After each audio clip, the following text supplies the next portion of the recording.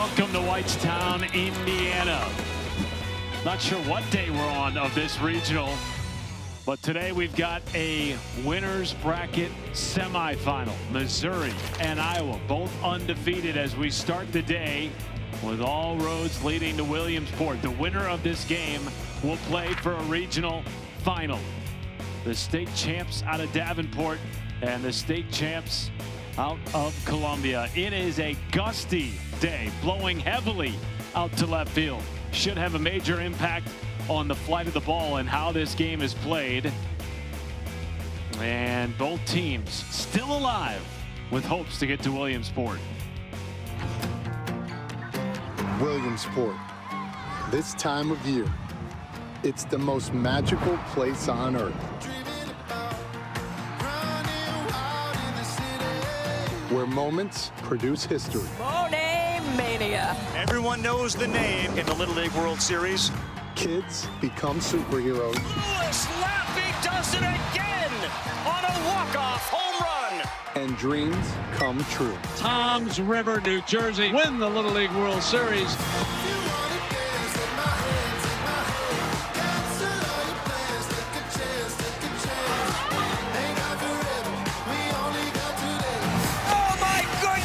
What a catch!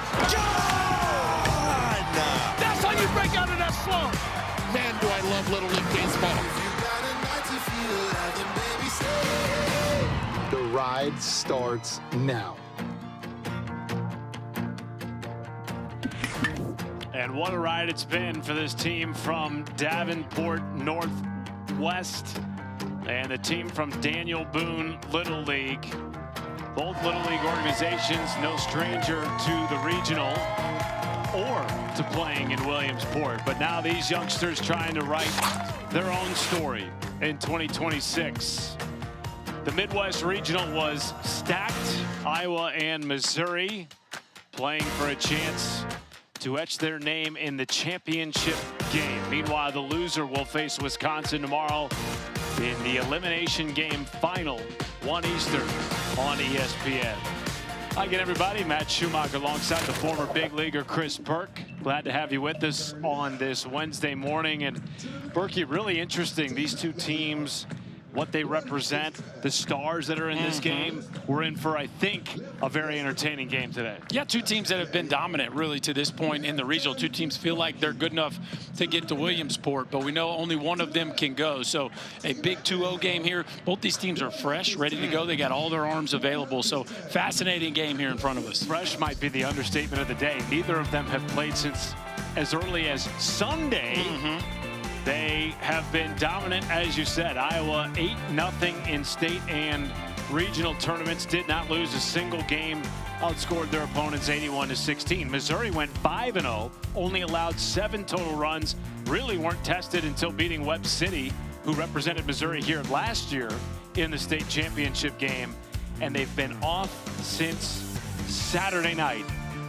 Just enjoying the Circle City. Yes, a couple teams full of youngsters that are rocking and ready to go, having fun here in pregame. But again, haven't played since Saturday, so you know there is a lot of pin-up energy in both these clubs.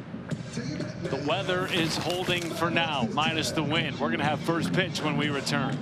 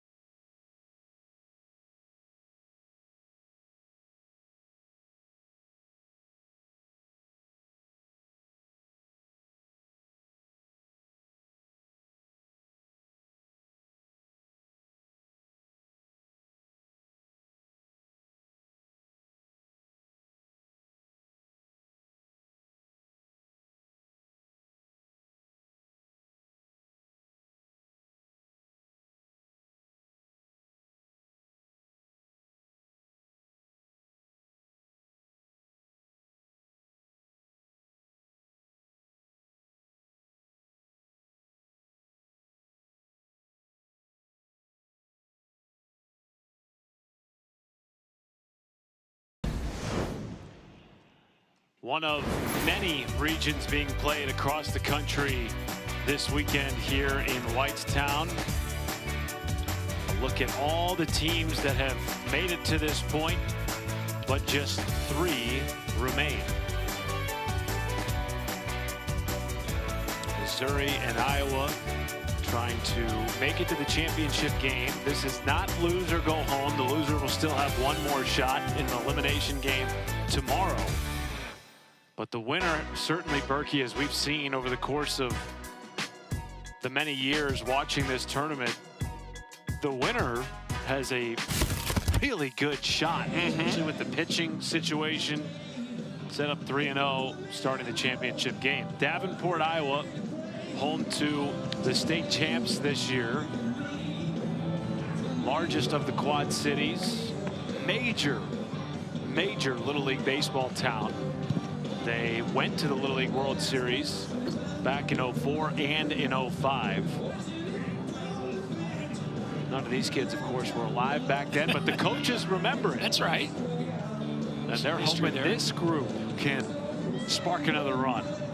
Yeah, and I tell you what, the lineup gives you the feels of a team that's got a chance to not only win this regional, but make some noise in Williamsport. Now, 2 big wins left, but Cooper Thiessen and Anthony Johnson Jr. right there at the top, folks. So it's 2 as scary hitters as you will see. They have each gone deep here so far in Whitestown, and Ben Mitzler, who is on the mound for this Missouri club, has his hands full with 2 of the scariest hitters in the regional, leading off the game here for Iowa.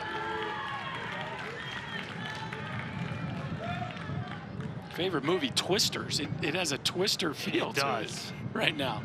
Very apt. This is laced into right, and a diving play right off the bat by Dallas Dodson. Get your morning started with that one. Yeah, well, I said you got your hands full. Thiessen was ready to swing it right out of the gate. A fastball right down Broadway that he rips into right field. But Dallas Dodson ready to make a play on a bullet that if he doesn't make that play, it's going to be a 3-bagger for sure. Anthony Johnson right back to Missler, 2 down. Well, Ben Missler had not pitched yet here in this regional. We were a little surprised he got the ball today, not because he's not talented, just because typically when you've had a couple days off, you go back with whoever threw game 1. But what a start. 2 pitches, 2 outs. 5th different arm used by Missouri over the first 2 games and change. Delivers a strike to Cannon Kane. That is the strength of this Missouri team, their pitching depth. Interestingly, they didn't have to use it during district and state tournament play because, frankly, they weren't tested all that much. We're seeing it here, however. Yeah, it's a unique situation when you have a couple days off. Everybody on your roster is available to pitch, and you go with the guy that has yet to toe the rubber. But clearly, they have a plan, and Missler making them look pretty smart here out of the gate.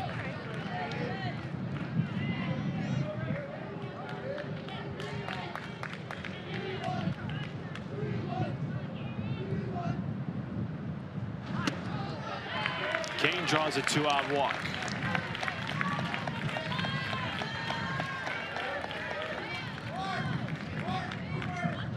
This Iowa team has some pop in their bat. You mentioned the 2 home runs at the top of the order, but during state tournament play, 5 different players went yard.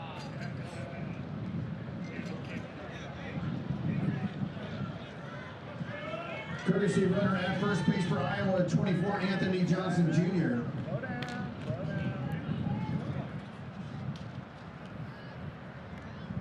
In steps Caleb Irwin, sends this to right field, and playing the win well is Ben Sublette. Easy inning for Ben Missler against one of the most dangerous tops of the order in this tournament here in Whitestown.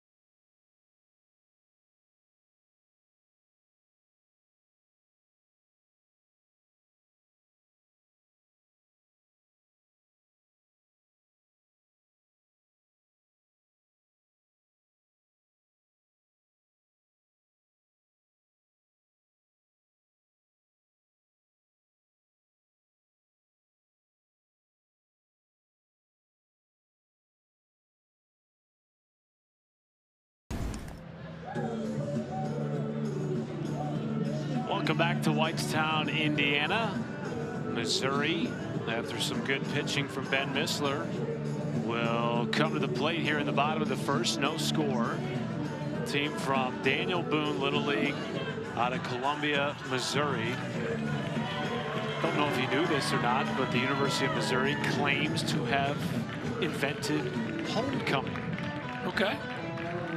And they had a little send-off for this Daniel Boone Little League team after they won the state tournament, which was held in Columbia, Missouri this year. I did not know that, but thank you for coaching me up on that. You got it. Great factoid. That's what I'm here for. Jackson Kovar leads things off, followed by McCoy Norweather and Ben Missler. This Missouri team through 2 games has hit nearly 320, Berkey. Offense has not been an issue for this group. No, they scored 14 runs in the 2 games, 3 doubles, 3 triples, have yet to go deep, but 6 extra base hits. And they're going to have their hands full here against Mr. Anthony Johnson Jr. Big, strong, powerful hitter. The same can be said about the way he pitches. Through 3 innings in his first outing, 5 walks, 6 Ks. So we're going to get, and no hits. We're going to get a little bit of everything, I think, here from the Southpaw. Is that what you call effectively wild? You could say that. Yeah, now there were a couple runs there. They were unearned, but I think if he has his command, he's the type of guy that could pitch them as far as they want him to in this ballgame.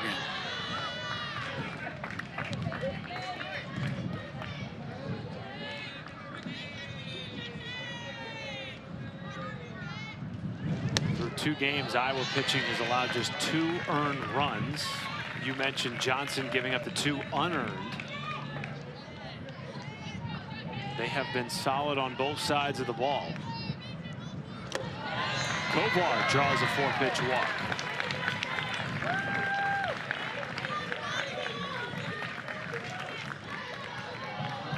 And as advertised, the command can be a little shaky. The question will be, how does Missouri choose to play this? I would be very patient here early in the game. Windy, kind of cool. It's just you get a guy who showed that he can spray it around the first time out. Like, I wouldn't be in any hurry to swing the bat here. Norweather has other ideas. Yeah, he'd let it rip. Hey, don't listen to me. Listen to your coach. Righty, maybe with some pull power. He's looking at that wind whipping out to left field, thinking, man, if I catch one, it's going to go a long way. Ball gets through. Cannon Kane, and over to second base goes Kovar. So the go-ahead run in scoring position here with nobody out in the bottom of the first.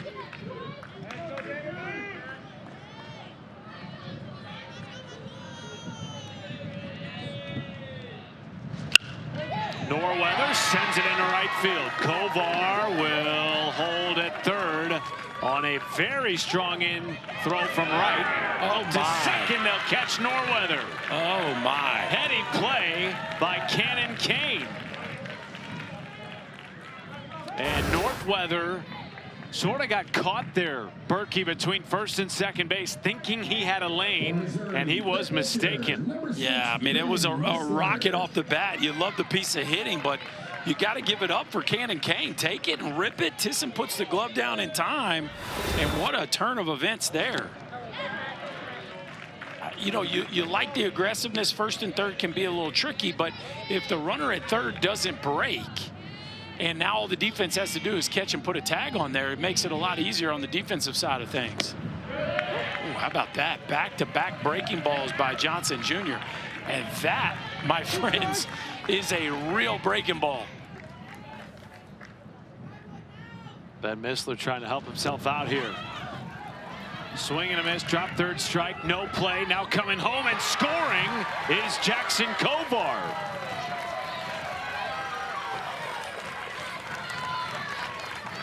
Nobody covering home, and a heady base running play by Kovar. Now this is interesting. So Kovar goes, watch, he goes. You see Kane gets to it, Johnson's there, he stops. Johnson sees him, stops, takes his eye off of it. And then Kovar goes. That was a really heady play there by Jackson Kovar, because he essentially kind of deked Johnson into turning his back. Watch Johnson, okay, he stopped. Let me just give up on the play. Nope. Kovar sees that he stops, takes advantage of it, and there's nobody home.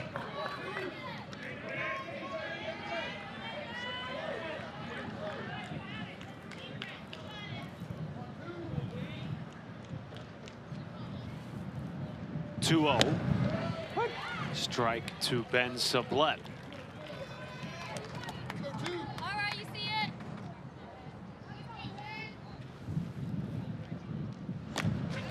Ball gets through again. Second time Cannon Kane has struggled to handle a ball in the dirt here, and Missler up to second base. Well, we see this a lot when you get fireballers from 46 feet. It can be very difficult on catchers, especially when you get the breaking ball that Johnson Jr. possesses. No easy task for a catcher. Second free pass, 2 on, 1 out, as H.C. Reed will come to the plate. The left fielder, 24, Henry Reed.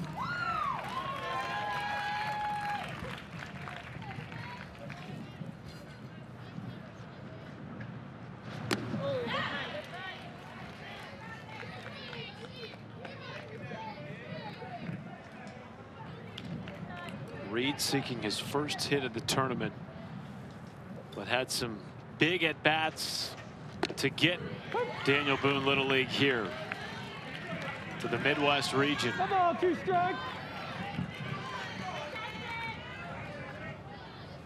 0-2 from Johnson. Strikeout looking, needed that pitch, and he's back on track with 2 outs. Yeah, the breaking ball has been more consistent so far than the heater, and that thing is nasty now. It starts way over in the left-handed batter's box and then wraps around the strike zone. That's going to be a tough pitch to pull the trigger on, especially the first time these Missouri's hitters are getting a look at it. Reed will courtesy run at second base for Ben Missler. All right, here we go. 2 down, 2 on, and a first pitch breaking ball to Bexton. Yeah, I'd keep flipping that thing in there. He seems to be perfectly in command of that. Carter Bexton hoping when his playing career is over, ESPN calls him up. Careful. Careful, Matty. He might be coming for you. Okay. Depends on how far he gets in his You know what? career. That's probably about the right time for me to tap out. So come on. You guys will be tired of my act by then. I think they're already tired of mine. 2 in scoring position here for Bexton. And he goes after another off-speed pitch. Back-to-back strikeouts for A.J. Jr. A.J. with 3 punchies in the first. We told you might see a little bit of everything, and you certainly have. We got ourselves an interesting one, folks.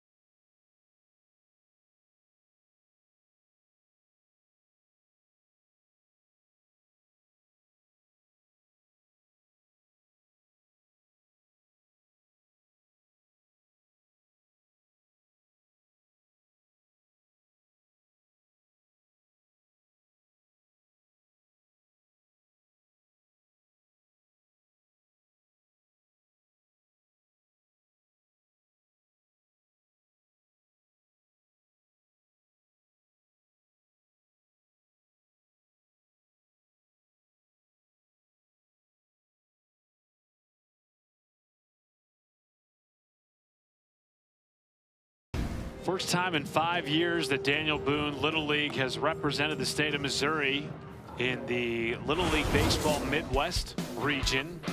They got to host the state tournament in Columbia. Then they were hosted by the University of Missouri baseball team. Big send-off with some of their players and the Daniel Boone Little Leaguers. Such a cool tie-in with the Missouri athletics community. Eli Drinkwitz, the Mizzou football head coach, has kids that play in Daniel Boone Little League. And it's a community that's obsessed with ball. Berkey, not only baseball, but their softball program has been in the region, I think 6 out of the last 7 years. They played here a couple of weeks ago in Whitestown. Bouncing ball to short, high throw, nice snag by McClelland, who is fresh in at first base. Quick out for Ben Missler, who threw just 8 pitches in the first inning. Yeah, this Iowa team is coming up ready to swing the bat, are they not? Jackson Kovar there showing off a big arm across the diamond.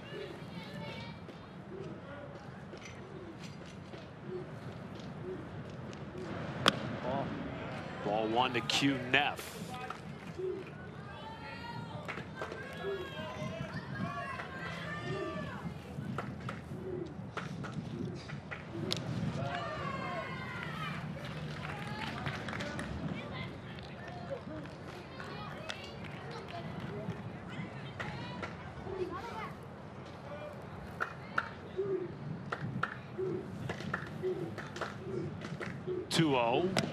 Missler misses wide. Only base runner so far today for Iowa has walked. That was Cannon Kane with 2 outs in the first. Missler has been uber efficient to this point. Comes back with a strike.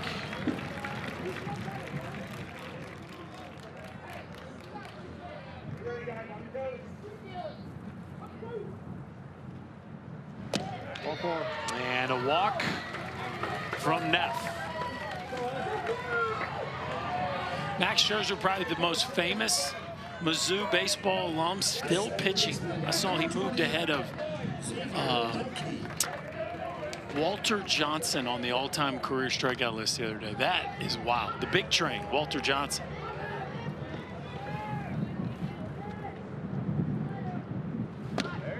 $3,516 strikeouts for Max Scherzer. Well, he's like 7th or something all time. It's insane how long he's been playing.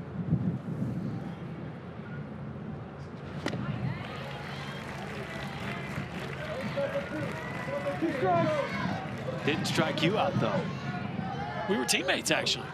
But your last major league home run was. Wait a second. You need to stay out of my yearbook, bro. Scherzer. It is true. I ambushed old Mad Max on a first pitch heater. Were you guessing? Oh, and you guessed 100%. right. It was 5-0, I think, in the 8th, and I knew I was getting a first pitch heater.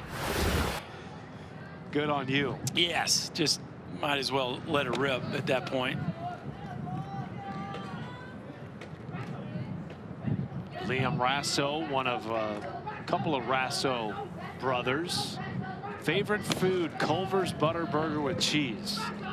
It's a man who knows what he likes. It's pretty specific. Yes. Now, I wonder if that's the pregame meal or if that's the postgame victory bite. Here you go, Sid. Good question. Here you go. I'm sure there's a custard milkshake in there, too. No doubt. Got to wash it down with something.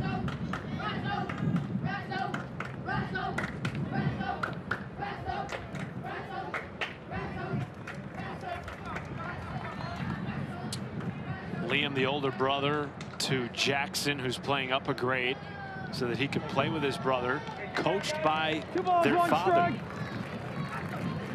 All right, let's play.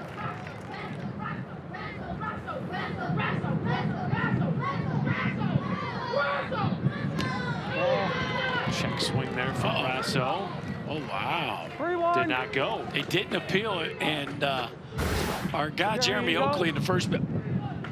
Oh, it looked like he was ready to punch him out on the initial call, but no, that swing definitely stopped soon enough. Full count here to Rasso. 2 strike.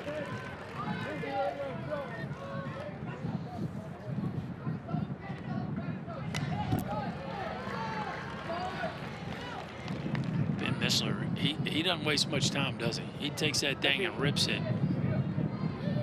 I can get behind that. Yeah, doesn't appear like he's going to give you 2 minutes. Oh, there we go. We got some swing tips going on. From Dad Allen. No swing needed there. Good eye from Rasso. 2 on, 2 out here in the second inning. That was a good example of this impression that Liam Rasso sent us of Pops. Here's some impressions of my dad whenever I'm just not doing well in the box. Top of the baseball, right? Top of the baseball. Hips first. And then drive that knee. Drive the knee. Stepping out and dropping your hands. This is key right here. Gotta keep your posture. Posture.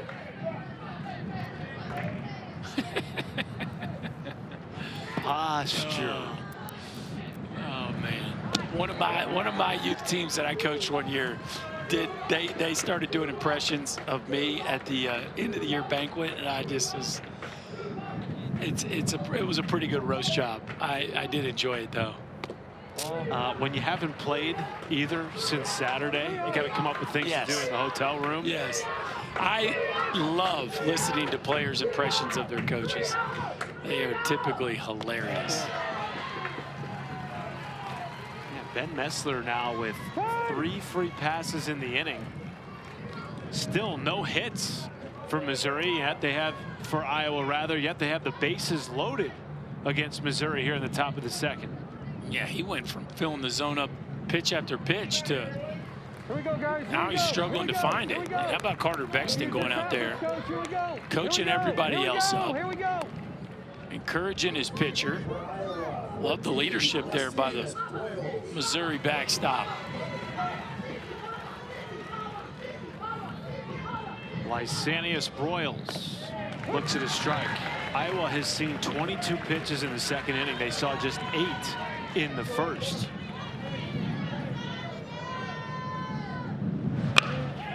Broyles to short. Easy flip to the bag for Kovar. Missler pitches his way out of a bases loaded jam. Still no score for Iowa. Missouri up 1.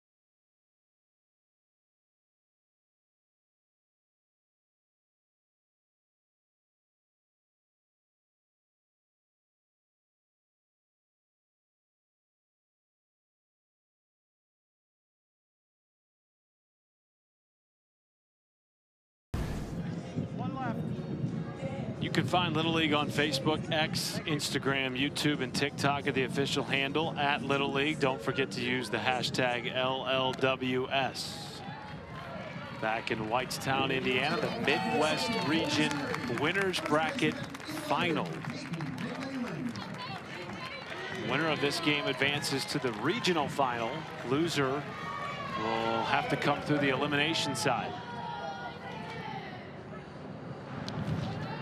Wisconsin awaits in the elimination bracket. That game slated for 1 p.m. Eastern tomorrow on ESPN. Peyton McClellan leading things off here for Missouri, who scored a run on 1 hit, 2 walks, and a drop third strike in the first inning against Anthony Johnson Jr. And I think that's a good job there by McClellan. Easy to say up here when you're not the one standing in the box, but I think to lead off the inning especially, I would make Johnson Jr. throw strike 1 before you swing. And now, yes, you could end up striking out a few times, but I think your best offense against him is drawing the free pass. Doesn't feel like a guy you're going to go out there and lay out 6 or 8 liners against. No. So, of course, you're going to need a big hit or 2 throughout the course of the game, but again, with nobody on base, I think patience is your best plan. What a pitch there. Gets away from Kane. Up to first McClellan, and he beats the throw. That's the 2nd time Missouri has reached on a drop third strike. It's the 4th strikeout of the game for Johnson. Yeah, so we're 7 hitters in, and he's already got 4 Ks. 2 of them have reached base. And again, when you got a breaking ball that sharp at this age, I think that probably happens a fair amount. Nicknamed Hammer. 5'7", 190 pounds. Big breaking ball from the left side. This is laced into the gap in left center. It drops for extra bases off the bat of Dallas Dodson. Up to third goes Peyton McClellan. And a double with nobody out in the 2nd. Well, that's 2 barrels now that they've found. Dallas Dodson, how about it, kid? Get the head out. Heater right down Broadway, up and out over the plate. And my man is ready to arrive on time. A rocket in the left center field gap. Good day to hit it high to left field. Now, this is where, to me, if you're Cannon Kane, like you have just got to try to lock in and keep the baseball in front, because you know Johnson Jr. is going to feature that breaking ball here, trying to get the swing and miss. Well, the only run who's scored so far today was on a pass ball back in the 1st inning. 2 in scoring position here with nobody out in the bottom of the 2nd. Good cut from Brooks Bain. Anthony Johnson Jr., as Lee Torben, our esteemed statistician here in the booth, just called out, it's a very CC Sabathia-ish vibe, is it not? Totally agree. He's got CC stuff. I mean, it's a wipeout breaking ball, big fastball. And he can pitch himself out of some trouble now. 1 gone for Gavin Otis. And time called by Mark Irwin.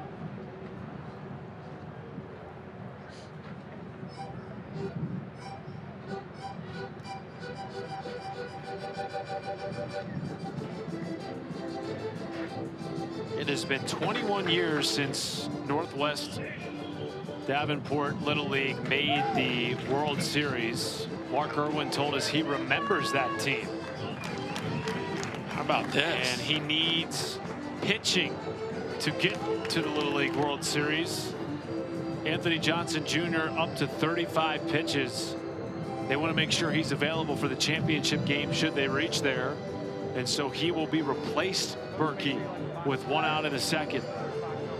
Yeah, you know, we weren't really eyeing the pitch count there, just because you figure in a game that could get you to the finals, you're probably going to go with your best. But it's not an elimination game. And you still have 2 more games to fill. And so it does make sense. Now, he can't pitch tomorrow. Right. So if they lose this game, he won't be available. But yes, he will now be available to pitch in the finals. And at that point, maybe you go with him and let him run the whole gauntlet. But they're going with an early change, and Logan Chantos gets a chance to enter the ball game. So Chantos moves to the mound from first base, where Johnson will slide over.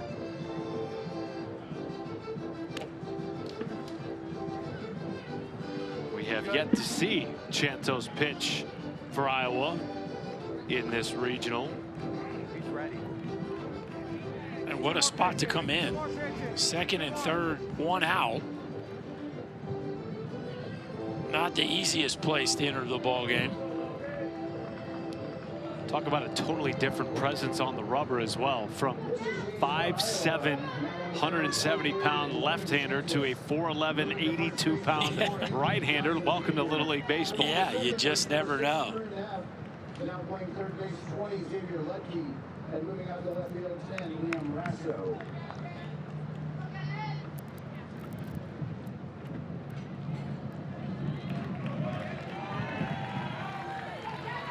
Now batting for Missouri, 99, Kevin Otis.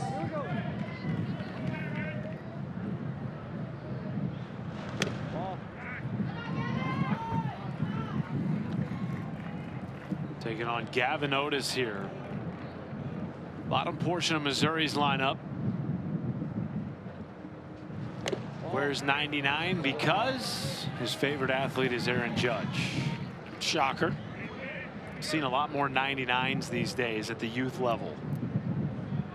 Yes, it is. There's not a youth baseball team in America probably that doesn't have a 99 on it these days. Pretty cool. It is unique. Yes. And it is windy. Still gusting out to left field. Already seen one ball hit down in the gap out there that rolled to the wall. That was a double by Dallas Dodson. He stands at second base. 3-1 to Otis.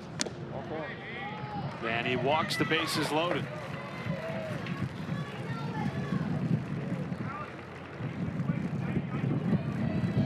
Well, let's see how the Iowa defense plays it here. It looks like they've got the corners in and the middle back a little bit. Looks like they might try to play for two here in the middle. Strike one to Mason Piskulik. His sister Mallory represented Daniel Boone Little League in the state of Missouri here in Whitestown 2 weeks ago. And he lasers this into right field to drive in at least one. They will wave. Dodson. Throw is short. It's a two-run single for Mason Piskulik.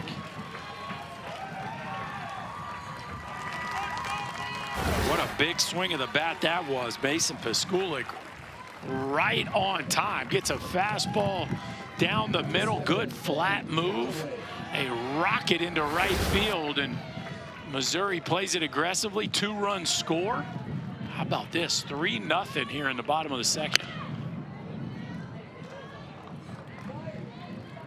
Well, Missouri has shown the ability to put up big runs. They beat Wisconsin, who is in the elimination final tomorrow. Will take on the loser of this game.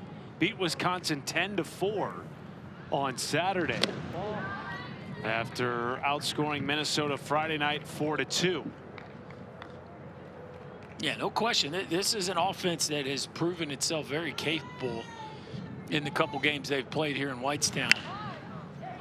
Popped up shallow center, back on it Crew Neff, who replaced Xavier Ludke at second base from left field during the pitching change with Anthony Johnson Jr. 2 away.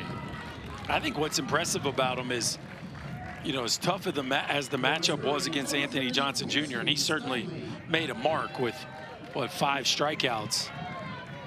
They also got some good swings off and barreled up a couple balls. Just missed that one. Third out of the inning, but Missouri plates a pair thanks to a couple of hits, including a 2 RBI single by Mason Piskulik.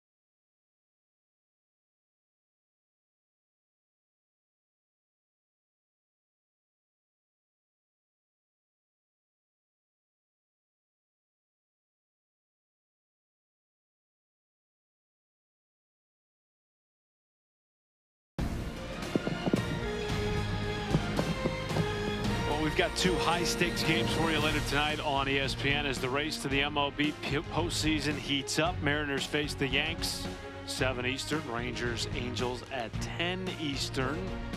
Yankees looking to secure their grip on the top AL wildcard spot. 6 games back of the Rays for first in the AL East. Cubs and Cardinals there for you, Matty. How do we feel about that? That is a rivalry that I grew up on. Feels like it was a lot bigger in the early 2000s, late 90s than it is now. I could be wrong. Maybe it's because I don't live in St. Louis anymore. But those, I mean, think about some of those heated Carlos Zambrano on the hill. Yadier Molina in the box. I mean, those were some heated games. Cubs and Cardinals, that's, I mean, that's, it's not the Red Sox Yankees, but it's close. No disrespect. Well, as a kid, I would have argued with you. Yes. As an adult, I can say with some humility, you're right. That's a nice play. It's short by Jackson Kovar. Speaking of the Cardinals, a lot of St. Louis Cardinals fans in Columbia, Missouri, of course. In '06, this team made the Little League World Series in Williamsport, and they got to meet Albert Pujols, Hall of Famer, who was in the prime of his career at that point with St. Louis, winning world championship. Yes, yes. He hit a couple 3-irons right over my head. You could hear the ball sailing into the seats. He was, I mean, he's one of the greatest to ever play the game. That's it. It pretty much sums it up. His career and his years in St. Louis. That first, what was it, 10 years to start or whatever it was. It was as good a 10 years as really the sport had ever seen. I kind of, it was interesting too growing up in St. Louis at that time, because I came of age during the McGuire Sosa Cubs Cardinals home run race. And then on the back end of that, you had Albert Pujols come out of nowhere. I mean, drafted so late, he was almost irrelevant until he wasn't, and became one of the stars of the game. Well, yeah, I mean, it went from Bonds to Pujols in the National League, and you know, I played with Lance Berkman during that time in Houston, and he used to joke, like, I actually talked to Derek Lee the other day. He was laughing like, it didn't matter what anybody else did. You felt like you just couldn't win a National League MVP at that period of time, because Bonds, it was either Bonds or Pujols there for, you know, basically that whole decade, first decade of this century. 2-2 to Rasso. Pops it up behind home. Those Cardinals teams were amazing, though. Molina and Roland and Pujols. This one right here at the Adam's apple almost. Better make sure you get a bat on that one. Jackson Rasso playing up a grade so he can play for his father, Alan, the third base coach, play with his brother, Liam. Still eligible to return next year should Daniel Boone Little League make it back. 2 balls, 2 strikes. Here we go. Choked up here for the 2-2. Goes after it. Nice pitch from Missler. 2 quick outs to start the third.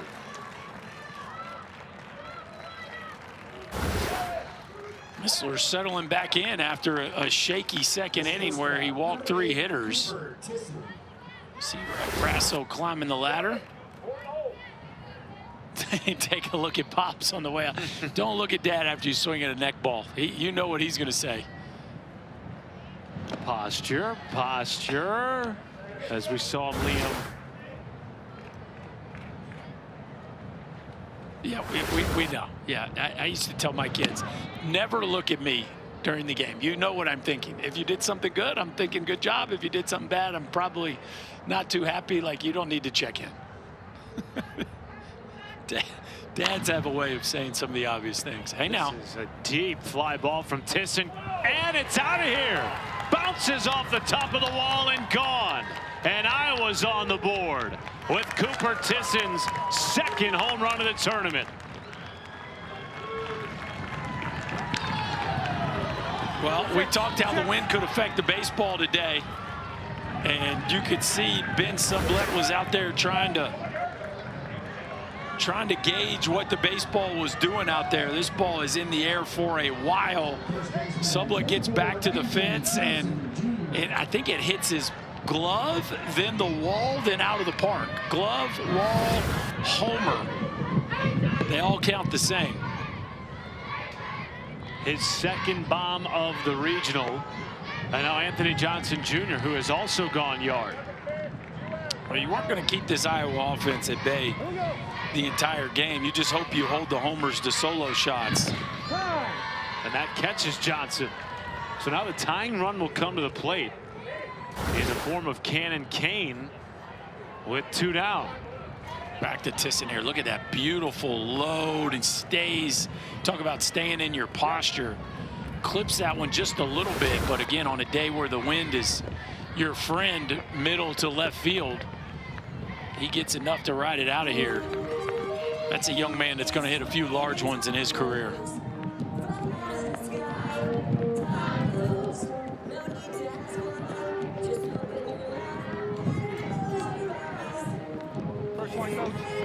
Well, you mentioned it, Berkey.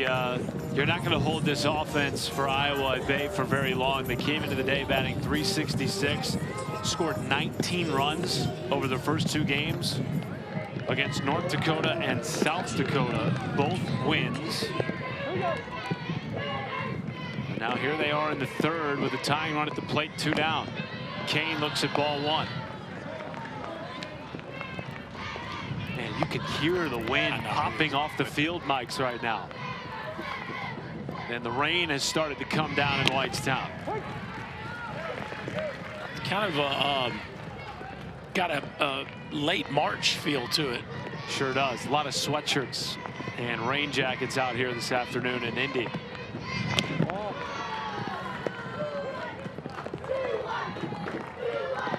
We have had some weather here over the last 24 hours. 3 weather delays last night between Indiana and Kentucky. That game went 7 hours. And the Kentucky team threw 1 pitcher. Easton Craig. Easton Craig threw a 7-hour complete game and only, what, 75 pitches? 2 balls, 2 strikes. Let that sink in. Balls in play.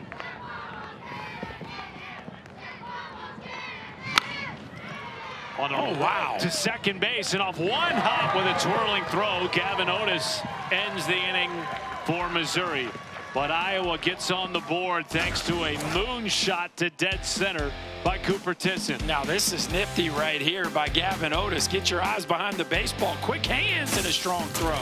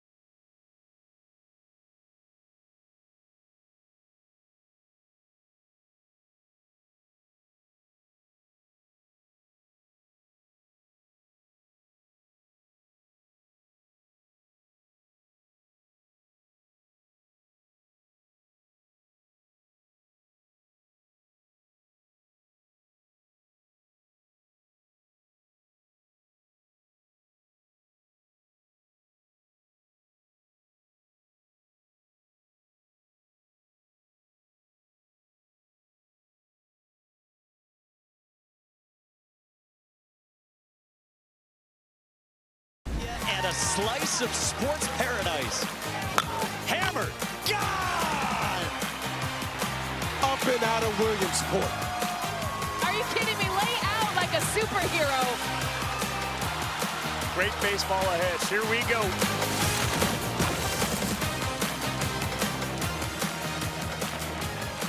Can't wait for that to begin. Chris Burke will be there. It all starts August 19th on ESPN and ABC. Cooper Tisson with a charge to center field, getting Iowa on the board. He has now moved to center field. In fact, there's been a major shift defensively for pretty much every single one of Iowa's defensive positions. Well, I would say as versatile and as athletic as he is, center field is probably where his home will be as he continues to graduate up the baseball ladder. Wow. He's got a chance to make the Team USA national team. That is impressive. And I can see it. Yep. He's certainly that kind of talent. Catcher, that ball's You in. played on a Team USA team, didn't you? Yeah, a couple of them. I played on the college national team after my sophomore year, and then I played on an Olympic qualifier in 2003. So that's a neat experience anytime you get to put your country's name on your chest. But in the youth space, it's often a identifier of the kids that are on that track to end up being high draft picks out of high school if you find yourself consistently on those USA teams. And so Tisson being one of the finalists there, that's a big deal. Well, he can do it all. Obviously, as a left-hander, they had him at shortstop to start the game. He's also caught, and we've seen him throw 11 strikeouts in 4 innings of this tournament on the bump. Chopper to the new shortstop, and it goes under his glove. Ludke couldn't quite corral it after moving from second to third and now short. And Jackson Kovar is aboard after the error. Yeah, this was a tough one here. To me, you either come and get it or you back up, but he gets stuck with his feet in the mud here and plays himself into a really tough hop. You either got to go get that one and make it a short hop or try to give yourself a little space. Oh boy, the wind played with that ball, didn't it? The hammer got there, though. Anthony Johnson Jr. showing some cat-like reflexes up the first base line. He takes a drop step towards the line and then ends up towards the second baseman. Look, he goes towards the line and ends up 20 feet to his right before he makes that play. Oh, laser into left field off the bat. A Missler and gone. A Missler missile to left field. 5-1 Missouri.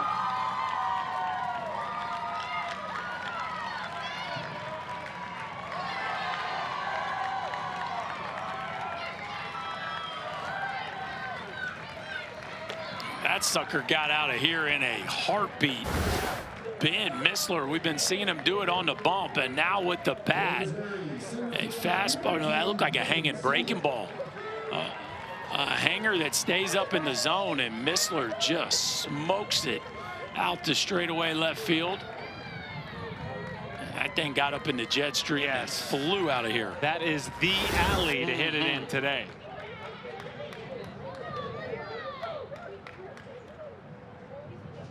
And here comes Coach Irwin.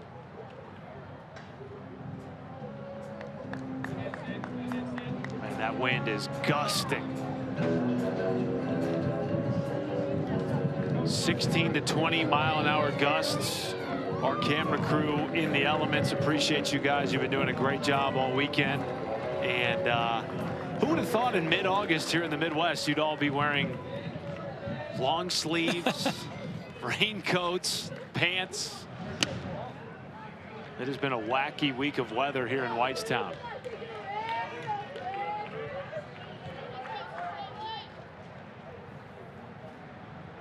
Here's Ben Sublette.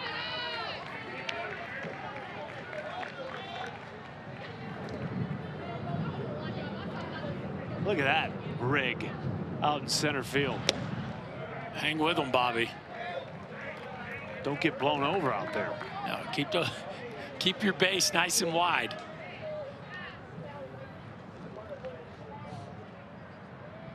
3-0, taken all the way. Sublette, second walk of the game.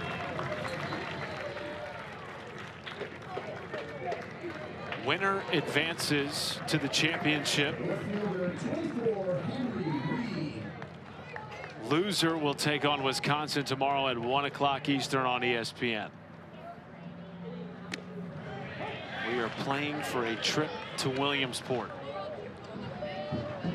It's what all of these youngsters have been dreaming about, so many of them for a long time.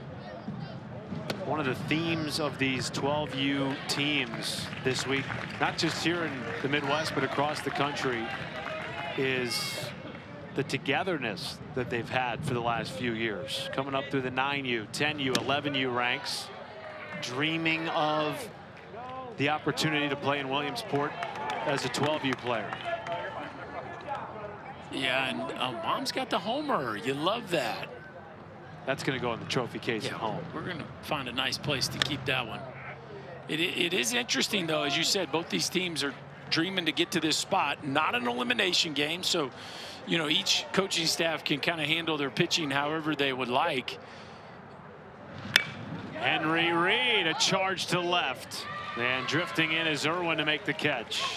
Well, I'm just sitting here thinking about from Iowa's perspective. You got Tisson, who is one of the, you know, we just talked about him being a finalist for USA. He's one of the best players literally in the country. 11 strikeouts in 4 innings. Yep. And now down 4 runs, you know, maybe if you get it close, you let him throw the last inning or so. Oh, that's a good play. It's short by Ludke, making up for the error.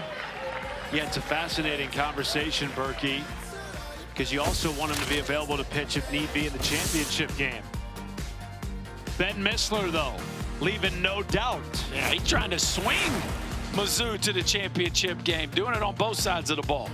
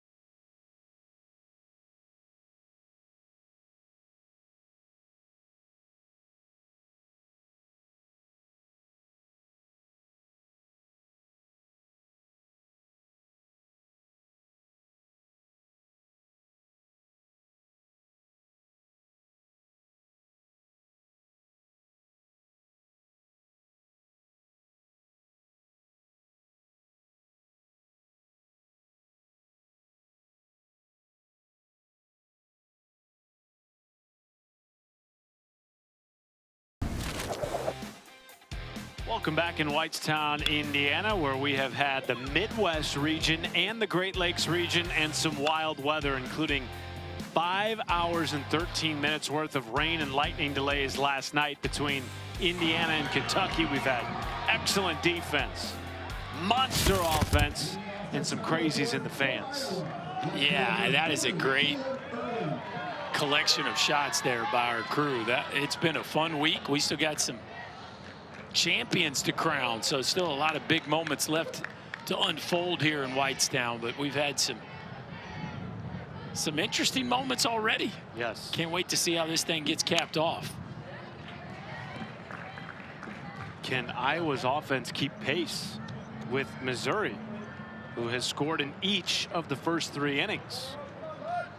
Yeah, they're going to need a big explosion and then somehow be able to keep this Mizzou offense at bay themselves. It is still Ben Missler on the bump for Missouri after his home run, driving in 2 back in the 3rd to extend the lead to 4 as we start the 4th.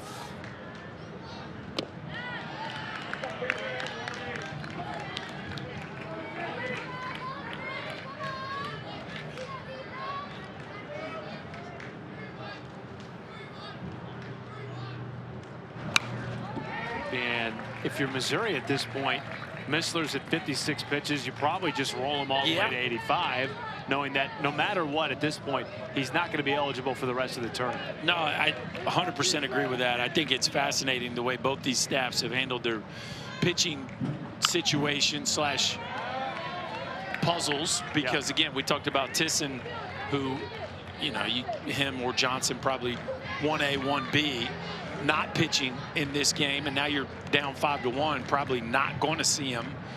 And then Missouri going with somebody that hadn't pitched all weekend. That's a good piece of hitting from the lefty Irwin, right back up the middle. And the leadoff man is aboard for the first time today for Iowa. Well, still 3 at-bats left for this Iowa club, and an offense that's definitely capable of making this thing interesting.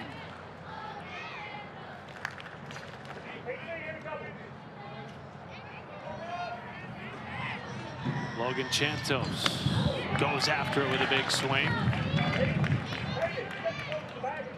Has elite speed.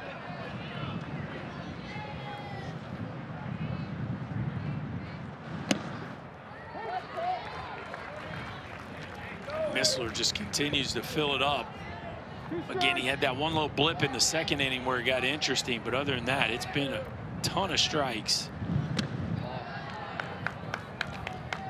On a day that isn't necessarily a great day to throw a ton of strikes. I mean, the conditions are not friendly out there.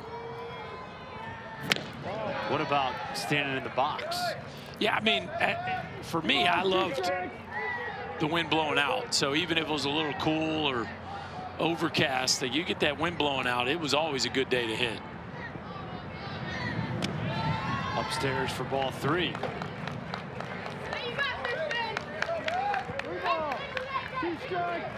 I always felt like the wind was more of a factor in any outdoor sport than temperature. Floated into left, that drops. A seeing eye single for Chantos, and 2 on to start the inning for Iowa. All right, here we go. The boys from Davenport making a little noise here against Missler. Here's second time through the order. We're seeing a few more barrels than we saw the first time around. Well, these boys from Davenport, Iowa are probably used to shoveling snow so they can get on the field and take some reps. Nice play in foul territory there by Northweather. First out of the inning. And now Xavier Lutke will come to the plate. The shortstop, number 20. Lutke has had a big tournament. 3 for 5 with 2 runs batted in. Big opportunity here with 2 on and 1 out. Yeah, one swing right here. We got ourselves a brand new ball game. And again, with the wind whipping out to left field the way it is, you feel like the home run is much more of a factor today than it has in days past.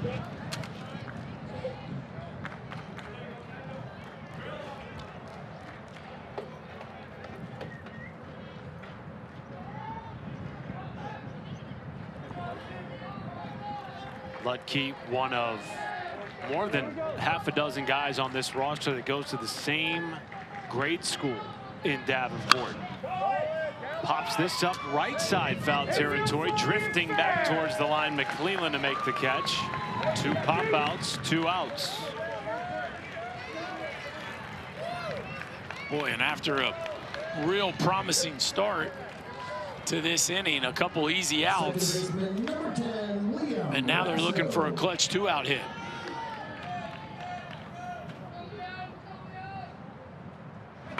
Liam Rasso, alley, right center and down to the wall. In to score is Irwin. Chantos being waved around third. It's a 2-run double with 2 down for Liam Rasso. Well, there's your clutch hit. The skipper's kid, Alan Rasso, or excuse me, third base coach Alan Rasso has to be happy about that. A rocket into the right center field gap. This had extra bases written all over it the second it left his bat.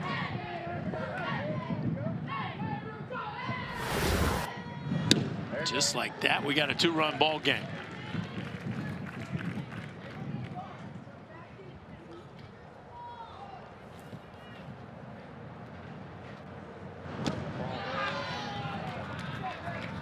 Tate Devaney, the tying run here in the 4th. At the plate with a 1-1 count. That'd be a fun athlete to meet. Patrick Mahomes. All the unique arm angles from which he throws the football. Meanwhile, Rasso over to 3rd. Looks like Patty's coming back without any problem for the knee injury. As we see here, Carter Bexton taking a, looks like it caught him right on his throwing hand. Training staff out.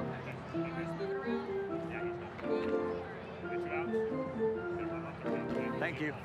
He's a catcher. He's all right. You don't put on the gear without having a little extra measure of toughness.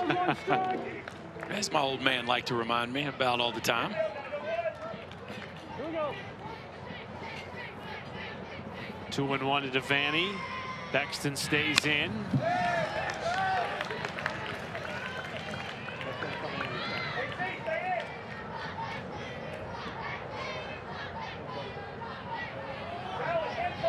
Two balls, 2 strikes.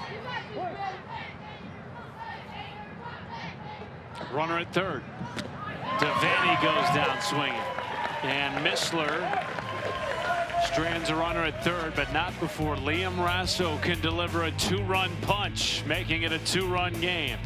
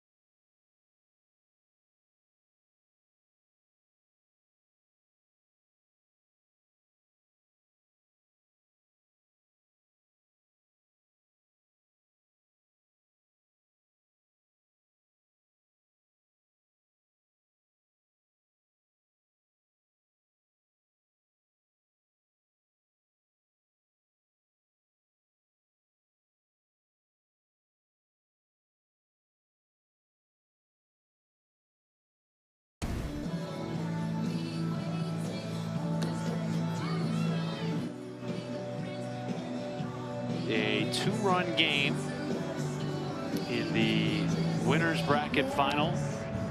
Winner out of this one will go to the championship game on Friday. Loser will play Wisconsin tomorrow in the elimination final. Missouri comes to the plate here in the bottom of the 4th, having scored in each of their first 3 innings at the plate. Taking on Logan Chantos. First pitch swinging. Nice backhanded short by Lutke. 1 down. Nice play there by Xavier Lutke. Keep your nose down, rip it across the diamond. A classic backhand right there by the Davenport shortstop.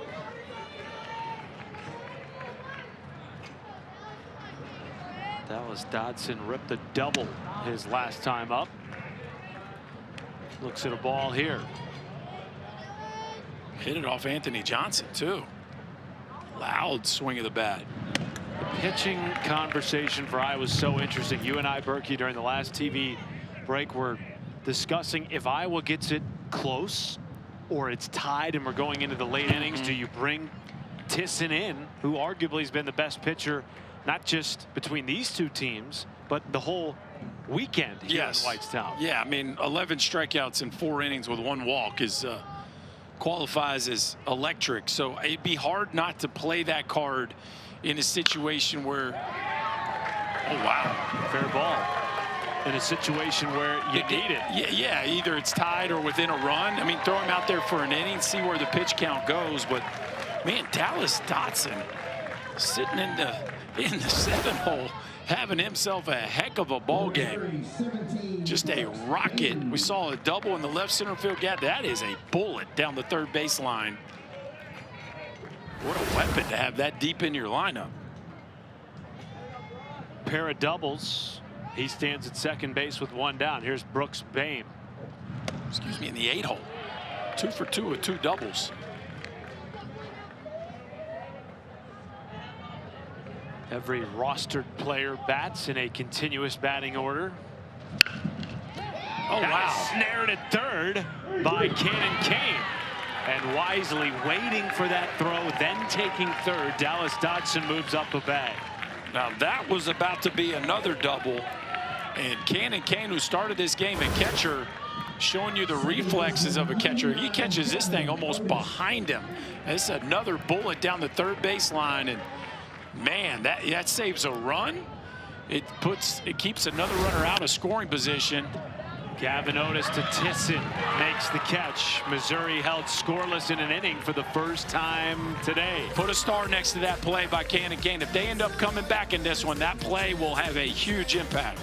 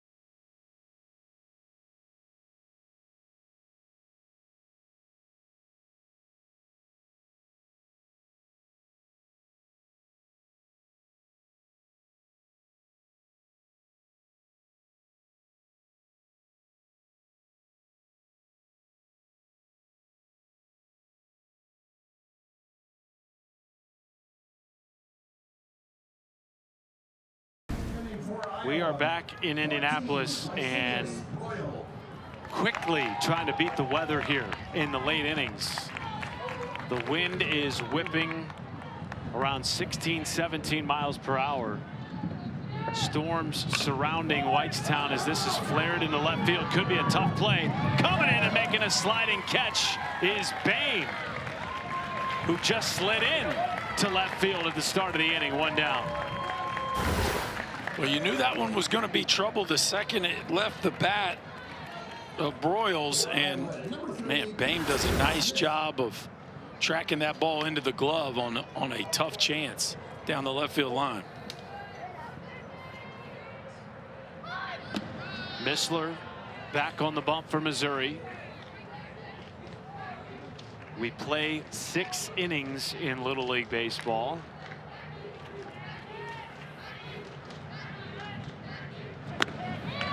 One to Paxton Smith. So this is back to our conversation at the top of the 5th, right? Would you put Tisson on the mound if you don't score here? It's a 2-run game. Yep. You got the top of your order coming up. Would you put Tisson on the mound just to keep it at 2 and give yourself a puncher's chance?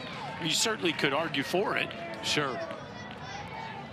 Got to keep him under 35 pitches, though, if you want him to be available for the championship game. I think you got to keep him under. I think you got to keep him at 20 or under, because you want him pitched tomorrow if you don't come back, right? But to me, you're here at the bottom of your order. Let's just say you go 1, 2, 3 here, and you have the top of your order due up in the top of the 6th. At a 2-run game, you feel like you got a real shot at it. 2 strikes. But if you go out and give up a couple in the bottom of the 5th, maybe you feel like the ship has sailed a little bit, you know. Now the other part is, how does a kid bounce back? You know, if he pitches today, do you get his best tomorrow? You know, there's some nuance to it, certainly, but it's a conversation I would be having in the dugout. He has not pitched since the opening round against North Dakota on Friday, a game in which Iowa won 13-zip. He struck out 11 over 4 innings, allowed just 1 hit, 1 walk, and no runs. 3-2 is laser down the line in left field. Paxton Smith will stay put with a 1-out single. So now Tisson should bat in this inning. And you're talking about he would potentially be the tying run, as we see Smith with a really short, flat swing there on a rocket into left. Jackson Rasso trying to drop down a bunt. Last inning, his brother Liam drove in 2 on a 2-out double.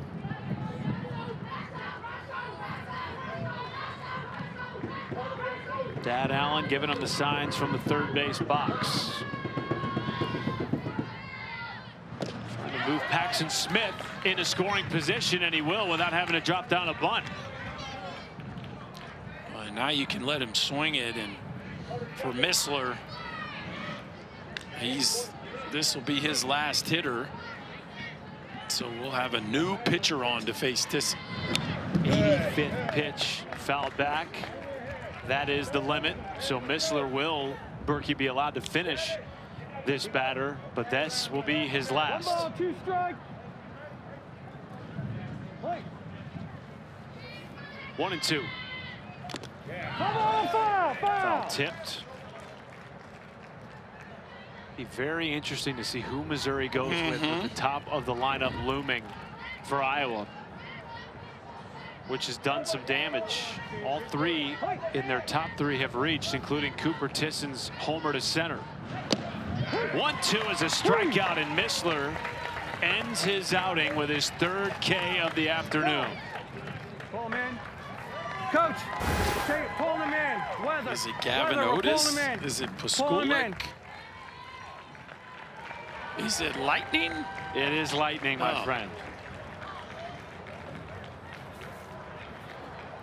It is lightning here in Whitestown, and unfortunately, looking at the radar, I'm not certain when we will return.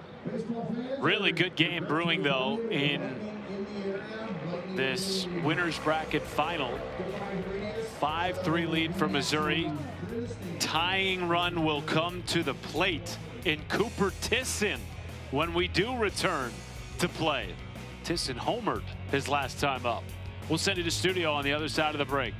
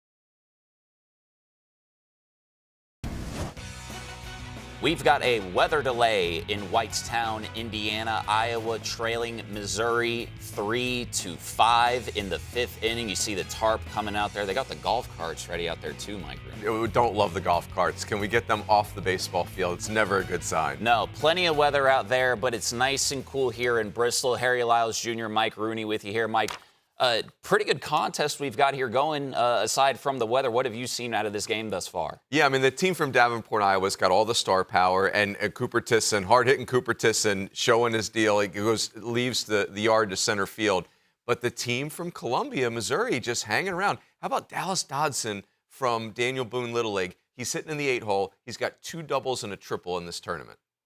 Now, what's the pitching situation in this one? Obviously, we've seen a lot of moving pieces with Iowa up to this point, but they're also not just looking forward today, they're looking ahead as well. Yeah, so I think that's the big question for the Iowa coaches is Cooper Tisson, the big lefty. He struck out 11 hitters in 4 innings. You're only getting 12 outs in 4 innings in his first start. So do they use him in relief and keep him under 20 pitches? Obviously, they want to save Cooper Tisson to start either the game to get to the final or the final. So a really tricky decision right now. And we're going to find out, and we will get you back to that game as soon as it resumes. But we've also got a full slate of games for you today. Let's take a look at some of those here. The New England region will be coming up here at 1 o'clock Eastern on ESPN. You see the rest of them there. Mike, what stands out to you on this slate? Yeah, the Great Lakes Championship. We're sending a team to Williamsport. The team from Westside Little League in Hamilton, Ohio has been dominant.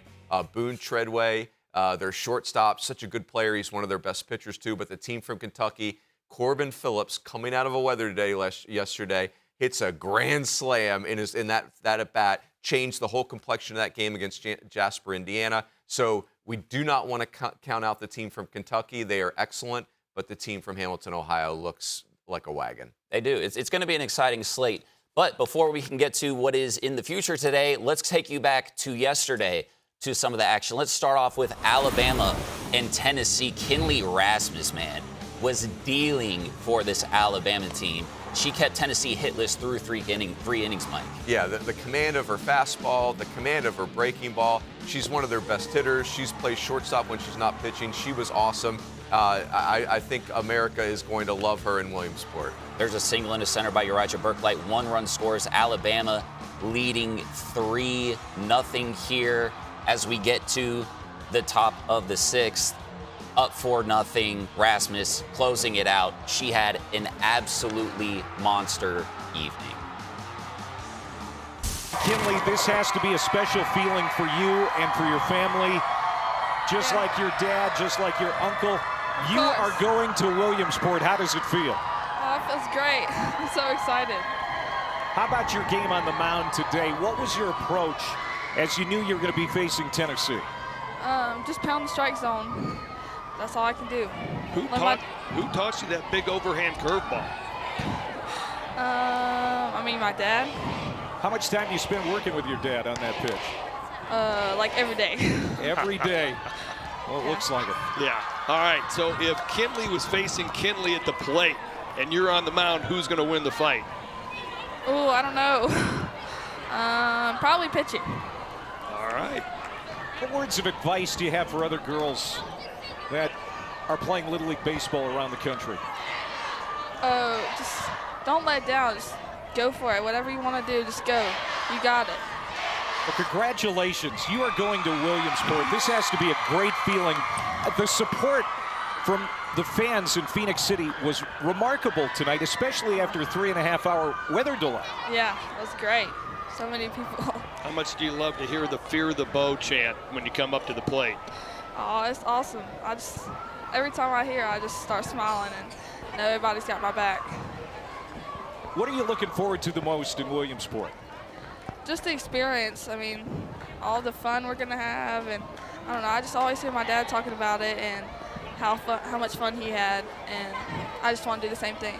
Well, you better start packing for Williamsport. Yeah. Well, thank you, Kinley. You were a pleasure to watch this week. Thank you so much. Thank you. Well, ladies and gentlemen, if you had not heard of Kinley Rasmus before today, you will certainly find out much more about her during Williamsport.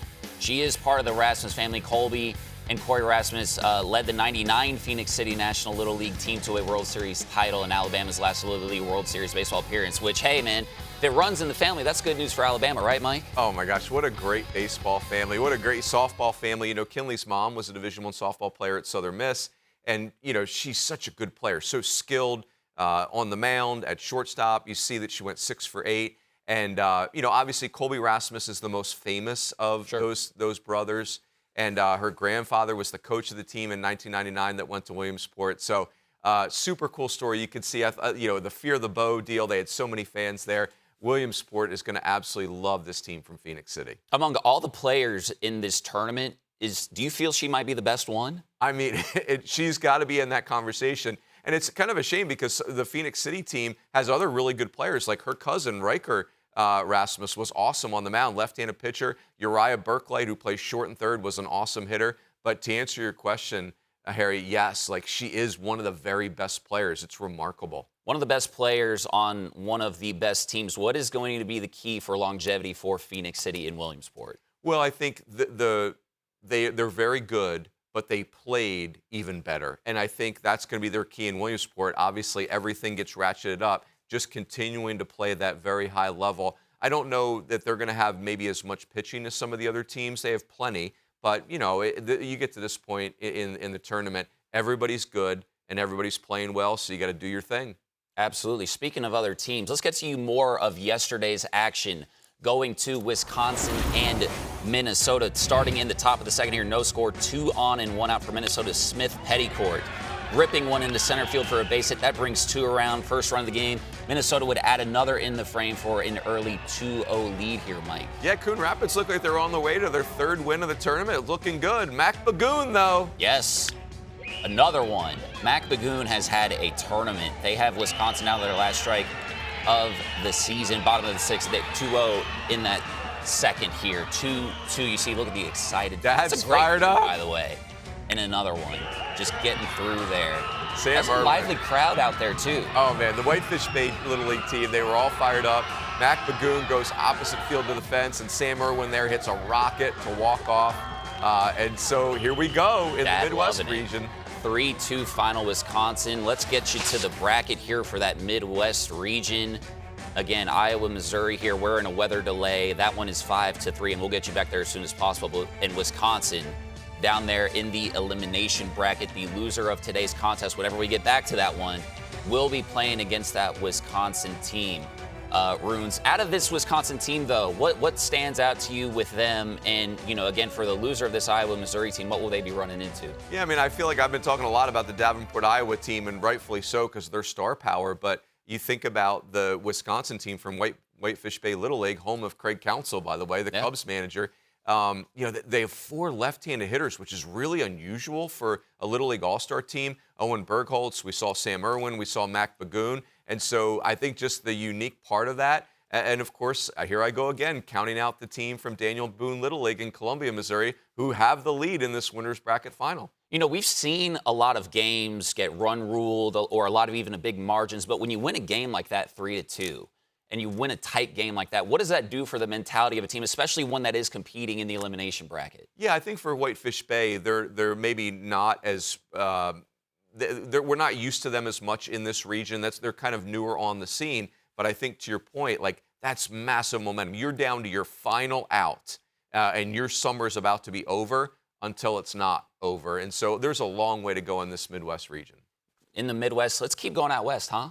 Let's do it. Let's go out west. Let's get you to Nevada and Utah. To the top of the 5th, bases loaded for Nevada with 1 out, trailing 3-2. Owen Guzman rips one at the right fielder. McLean Berry making that grab and coming up with throw home. What sliding play, just right? ahead of the Good. tag. I really look at a big league play. Really right good there. play. And hey, you know what? We had some extra innings here. Same score in the 7th. Ryder Condor throws a wild pitch, and Peyton Hisson comes in to score. Nevada goes up front 4-3 in this one. Look at those Utah uniforms. Oh yeah, old school Mets. We've seen a lot of good stuff here. Bottom of the inning, there's a rope on the winning run on first for Utah. Out at second there. Mikey Kleiner, what a huge catch right there. Showing up. A few batters later, the bases are loaded. 2 outs, Utah down 1. DG Nelson, swing, miss. Logan Edwards ends it 4-3 in favor of Nevada. Let's get you over to the bracket in the Mountain region. Nevada, you see there in the championship game. You will be able to catch that Friday at 5 Eastern on ESPN.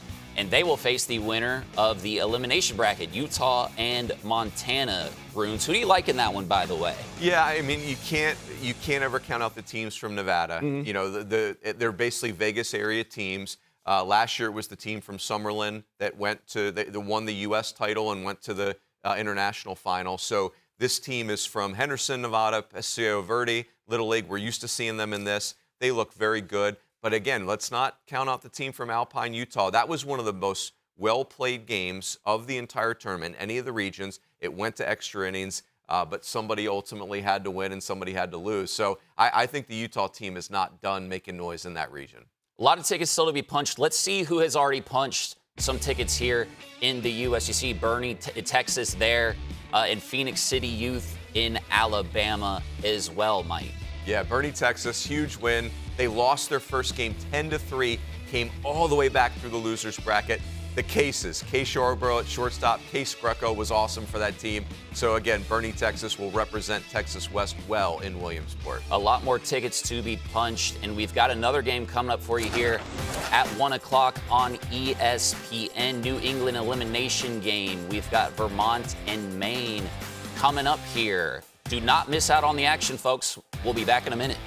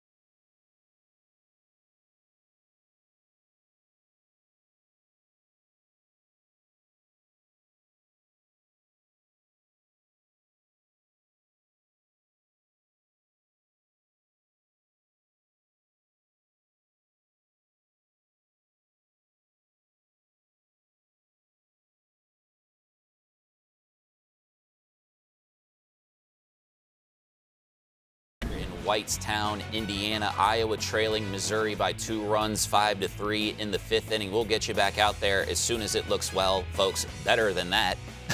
But until then, we have a game preview for you here. Maine and Vermont. We've got Eric Fried and Kyle Peterson giving you a little sneak peek. Another big day in Bristol, Connecticut on tap. 2 games today, starting with the New England semifinal number 2 elimination game. Gray New Gloucester Little League from Gray, Maine. Camel's Hump Little League from Richmond, Vermont. Both teams getting ready to take the field. The winner moving on to tomorrow's regional championship game. Eric Fried, Kyle Peterson getting ready to go here today. Obviously, there's some nerves, there's some anxiousness, but what we've seen from these 2 teams on the field, they're just ready for a chance to get to a championship. Yeah, a chance to keep summer going, right? I mean, we're not going back to school yet if you win today, and that's a big thing. And for both of them, they know coming in and a win today means they get at least one more time on this field. All right, here's how Vermont got to this point. Both these teams ran into the Massachusetts buzzsaw. I mean, you can break it down, Kyle. There's different levels. See an early yawn? Yeah, I saw a yawn. All right, I'm seeing we some got one confidence. backwards, Little sunglasses swag, on top. Don't forget to wear them when you're in the game. Yep. The old point. You always got to have a tough guy in there, and there's the finale. Stuck the ending. It's perfect. That's what they've done. So that's Camel's Hump. They're loose. They're ready to go, and they're taking on the Maine State champions.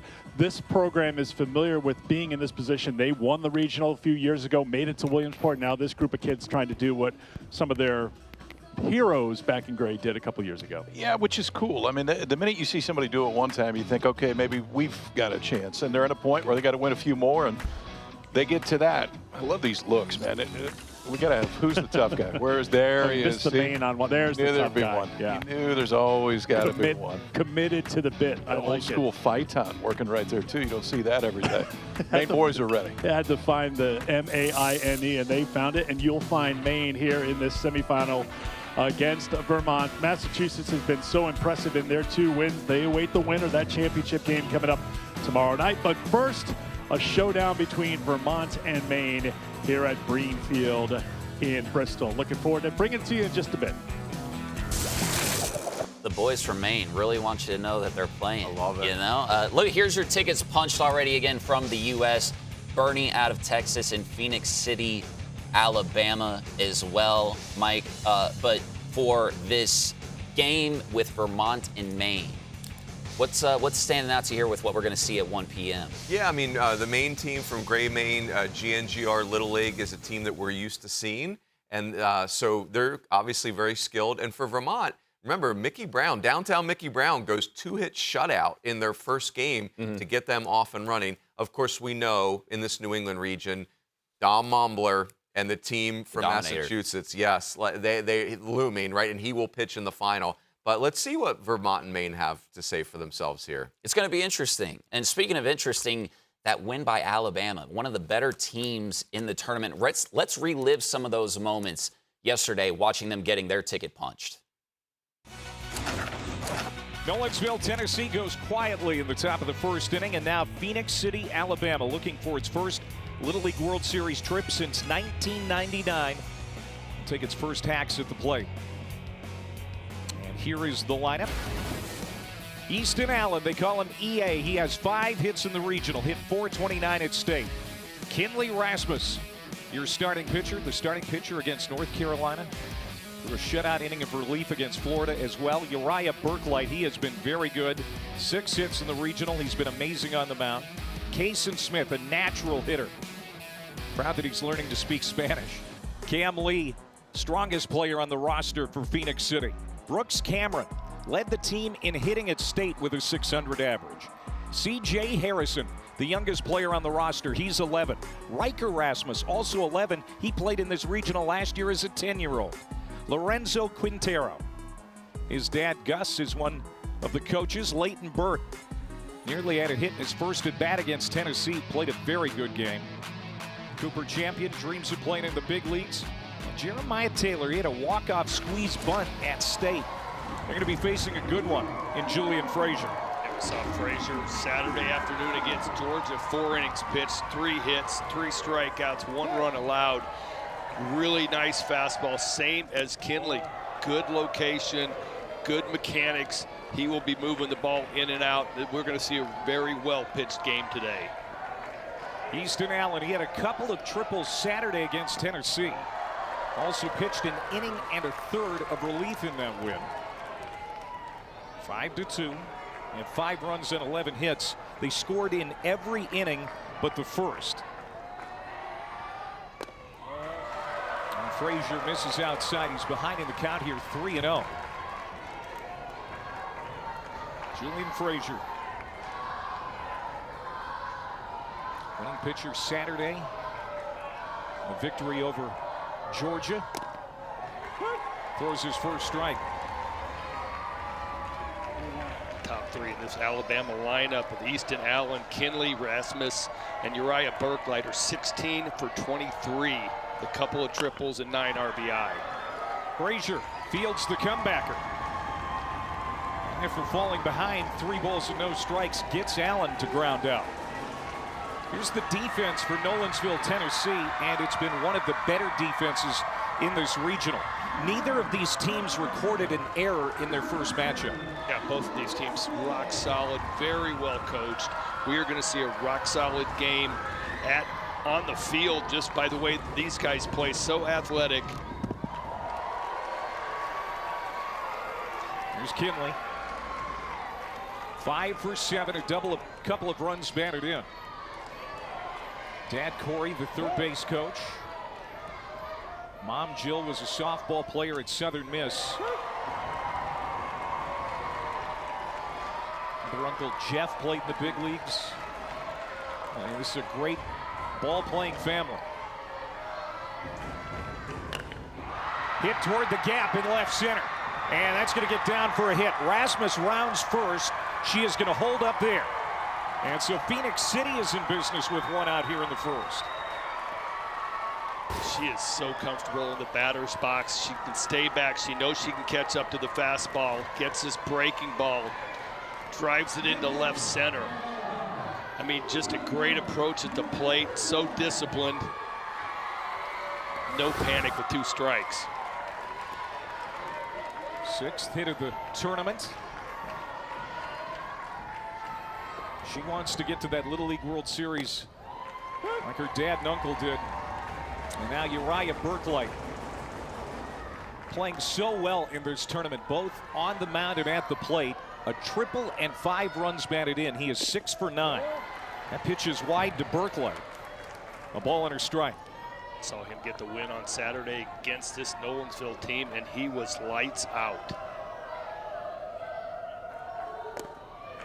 So many of the pitchers have been good for both of these teams, but you look at Burklight's effort, Greg, and I mean, 42 of his 52 pitches were strikes, and he is available to pitch today.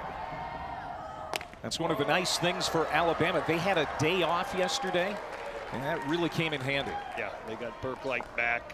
They've done a really nice job of navigating their pitching staff, using the day off, getting everybody back for today but one. Burklight wears that one. So Rasmus with a hit, Burklight hit by a pitch. And now 2 on with 1 out for Kaysen Smith, the cleanup hitter for Phoenix City. Yeah, breaking ball just backed up a little bit on Frazier. We've seen him in jams before. I mean, no panic, no urgency. Looks like just another day at the ballpark for him.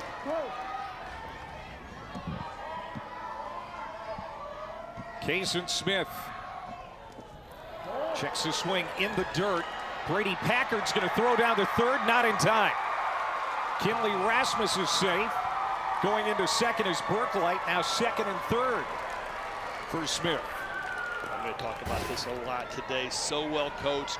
Kinley recognizes the ball breaking down into the dirt, and she gets a great jump on it. Only way that she would be safe. Kaysen Smith trying to stay hot against Tennessee. Rips this one foul. He was 2 for 3 at the plate in the win over Nolensville the other day. 3 for 8 in the regional. Thank you.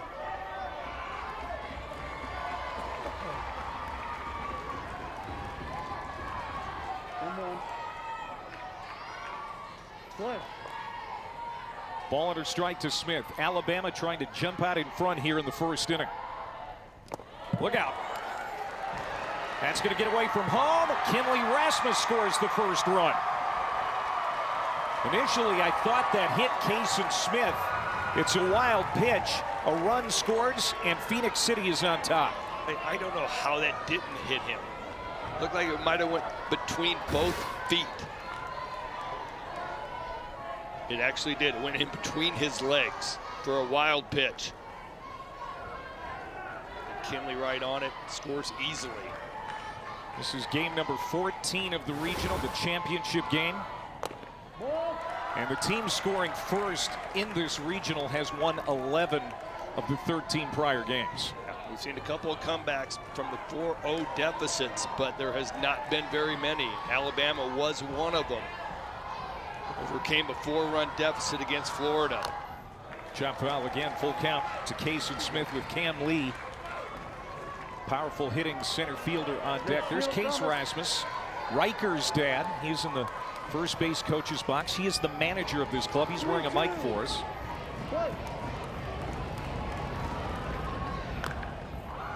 That's foul. Good start here for Phoenix City. Mentioned they're coming off a day off. Plus they played less games than Tennessee. Tennessee's played 5 games. Alabama's played 3. It's such a hard road once you get into the losers bracket.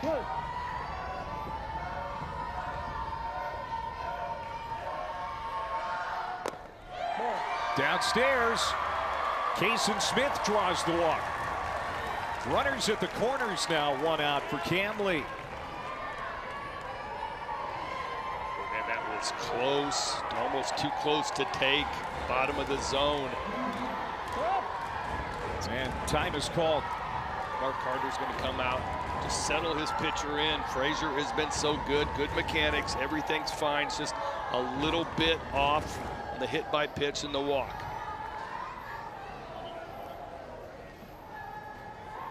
Mark Carter, he's an associate athletic director at Vanderbilt. And you'll notice these uniforms look very much like the Vanderbilt Commodores. They practice at Hawkins Field in Nashville from time to time, the home of the Commodores. All right, here we go, man. Coach, first one. So Brian Henry, the home plate umpire, reminding Mark that that's his first visit. Brian Henry, our home plate umpire. Dale Wheeler at third, Mark Rulli at second. Tayesh Diaz-Cruz, first base umpire tonight. Cam Lee drove in 2 big insurance runs against Florida on Sunday. 3 for 7 in the regional. Couple of runs batted in. Comes up with another RBI opportunity here tonight in Warner Robins. Looks at a breaking ball on the first pitch. Kason Smith trying to draw a throw from Brady Packard. Packard not biting on that.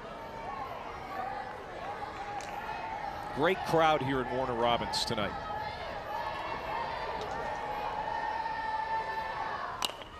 Fastball fouled away. Ball and a strike. We've seen Alabama being ultra aggressive on the base paths, but in these first and third situations, they really have not. They have kind of let the inning play out. They have not tried to steal a base, get into a rundown. They have not done that all week. Cam Lee, parents Carla and Christopher, outstanding center fielder. Checks his swing. Packard is going to throw. Now play at the plate. In standing up is Berklight. And Smith goes to second. How about Berklight coming home, confident enough to do so standing up? I mean, the defense was positioned perfectly. So the catcher throws down to a second baseman. It's crashing. And if this throw is on line, we got a bang-bang play, but throw offline. The speedy Berklight able to get in there without a tag. So Phoenix City with a 2-0 lead here in the first inning. 2-2. Cam Lee at the plate. 5 home runs during a 4-game stretch. Earlier this season, he's got a ton of power. Chases that one out of the zone. That was a nasty slider from Julian Frazier for his first strikeout. 2 away here in the first. That's what we saw on Saturday. Nasty slider. He's got a really good breaking ball. He's shown a curveball, little cut slider. That one starts on the outside corner, dives off the plate. Cam Lee cannot lay off. 2 down now, and Brooks Cameron at the plate. 0 for 4 in the regional. This guy is a team leader for sure, especially behind the plate. He'll be catching for Phoenix City in this one to start.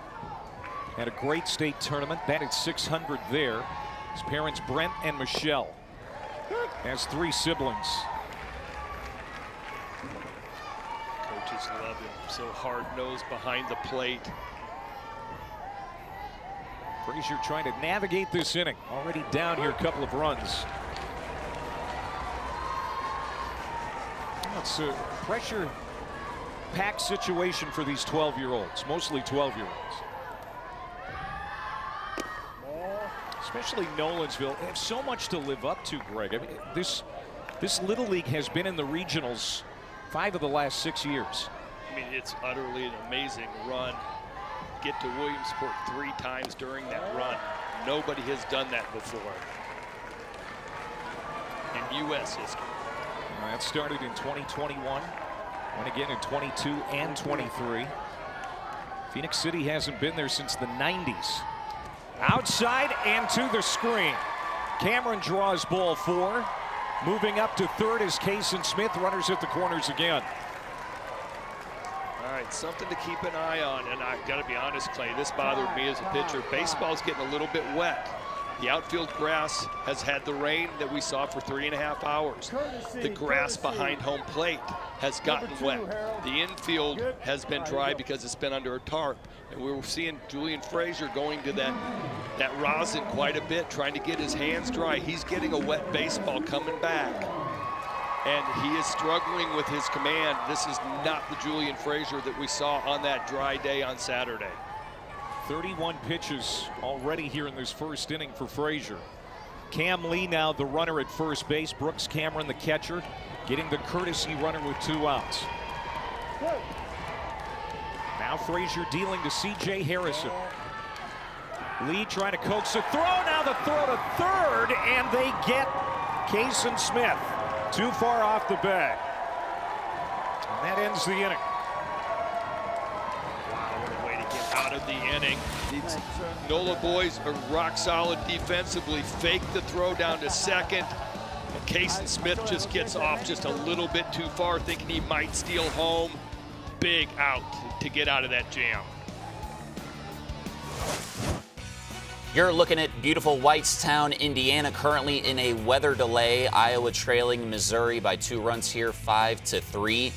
That game will conclude on ESPNU. We will be back right after this.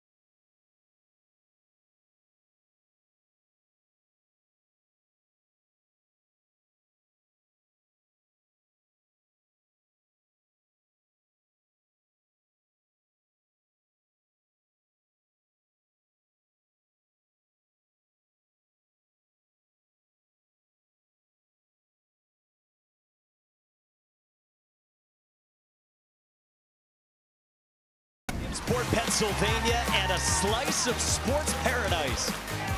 Hammered, gone! Up and out of Williamsport. Are you kidding me? Lay out like a superhero. Great baseball ahead. Here we go.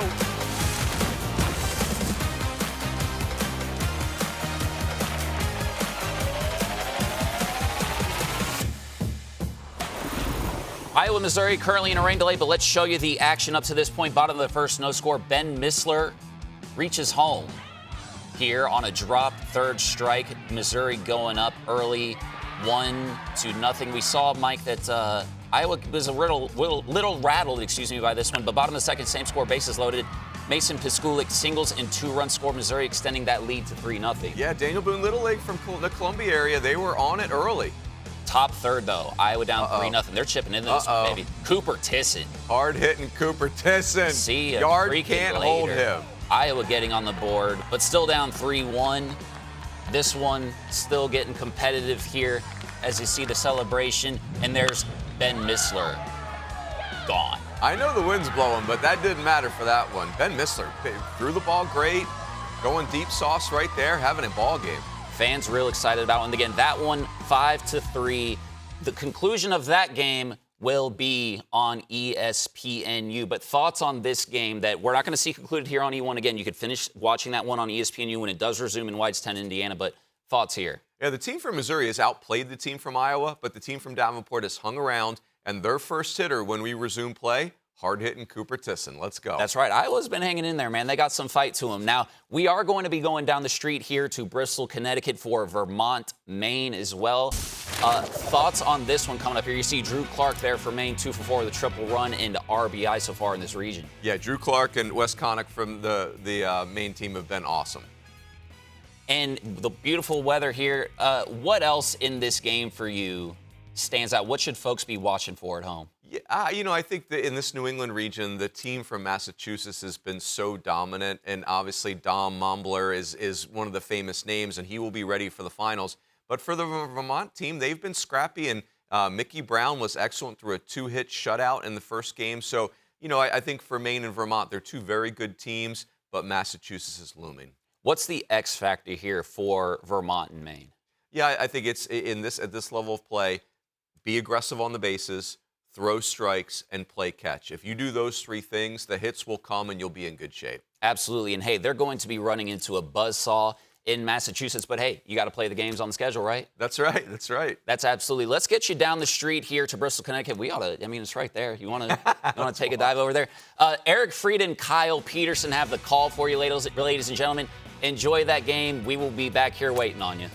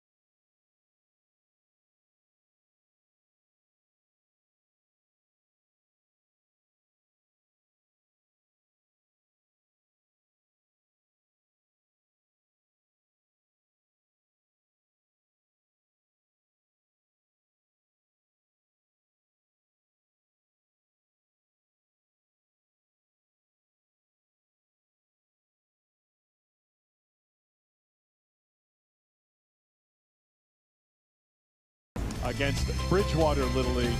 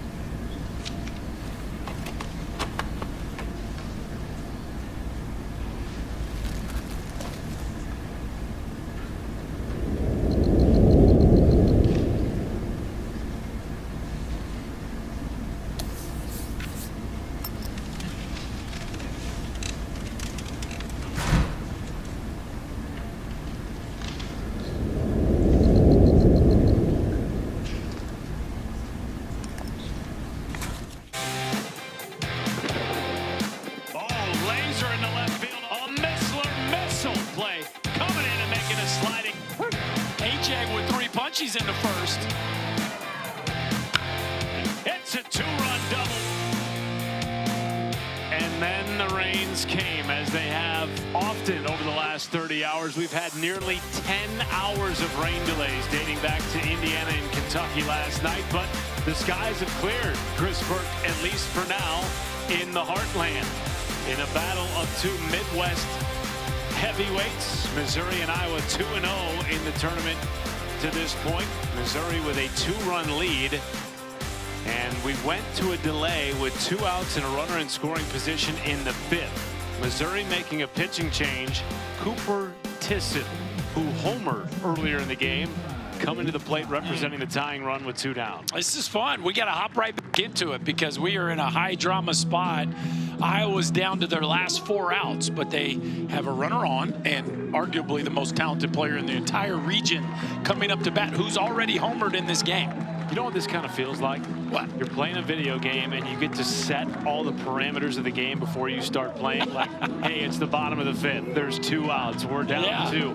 Bam! Just set you right in it without any lead time, really. That's how long it's been since we stopped playing this game. Feels like yesterday that this game began. Yes, and I tell you, for this Missouri club, like, you got your hands full because Mason Paskulik, the pitcher who's coming into this ball game, you know, he's entering the game fresh. Obviously, it feels like a start, yet it's really more of a save situation here. Right. So we've had a flash flood warning going essentially all day. It's still in effect, by the way, here in Whitestown. Look at all the water that the squeegee dumped out on the side of the field. Pretty amazing. The field crew here at the Little League Central Region headquarters in Whitestown, they've done a fantastic job. Deserve a lot of credit for getting us ready to play, as Mason Paskulik will pitch. Had a 2-run double at the plate earlier in the game.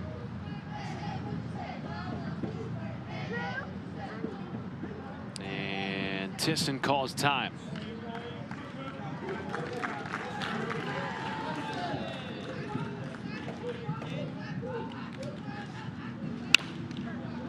Tisson, first pitch swinging into left, drifting to make the catch is Reed, and that will do it for Iowa in the top of the 5th. Missouri carries a 2-run lead into the home half.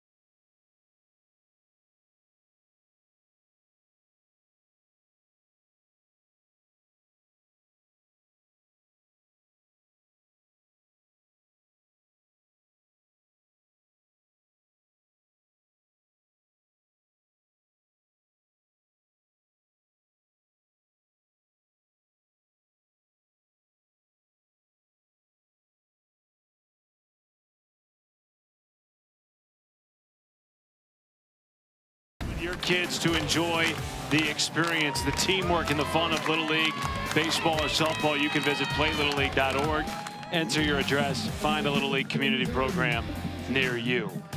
I always find it fascinating to see how young guys and gals incorporate ESPN into whatever sign they're creating.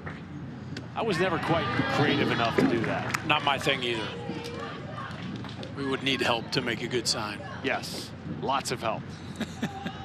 Now you could just ask ChatGPT. I'm sure that young man didn't do that, though. Mason Piskulik has his second base knock of the game.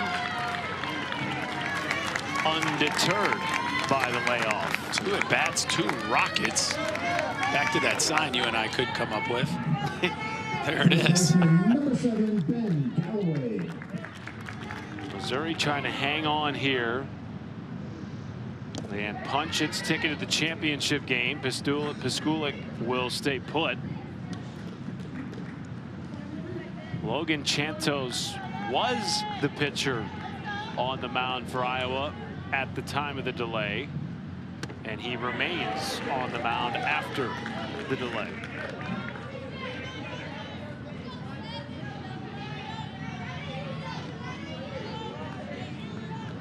He waited 4 hours and 45 minutes, roughly.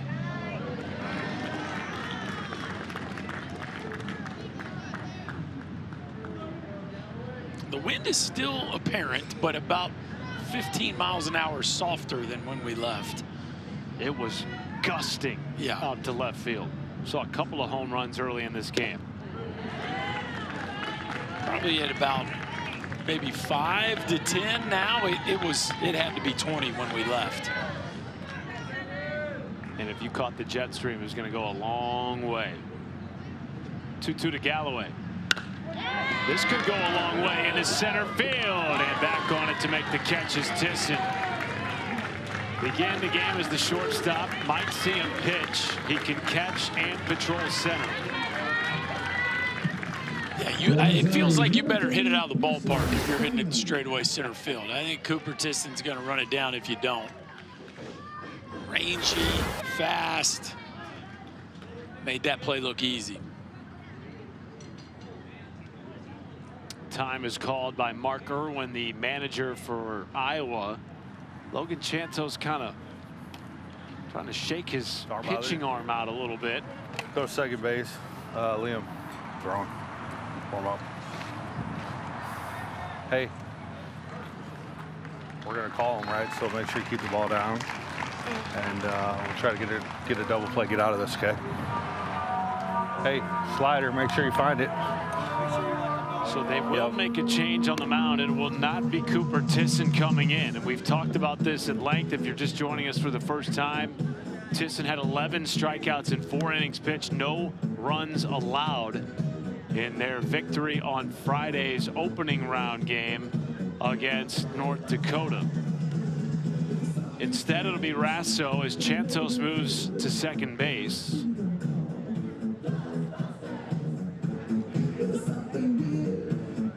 And hopefully for him, that's just a little bit of discomfort from all the throws he's made today.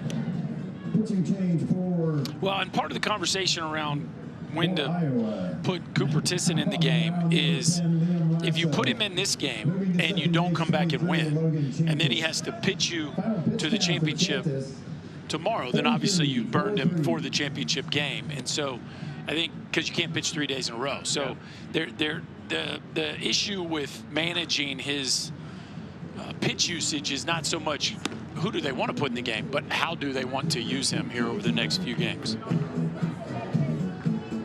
High stakes moment for both teams. Speaking of high stakes, doubleheader on the Major League Baseball front later on tonight. Mariners, Yanks, 7 Eastern. Rangers, Angels at 10. Yankees took game 1 against the Mariners 4-1 last night, looking to secure their grip on the top AL wildcard spot. Just 6 back of the Rays in first place in the AL East. Back to baseball. Pearson Steinle pops it up behind home and out of the reach of Crew Neff. Thank you. Missouri with 13 players on its roster. Pearson Steinle batting in the 13 spot. Top of the order looming for this all-star team out of Daniel Boone Little League in Columbia.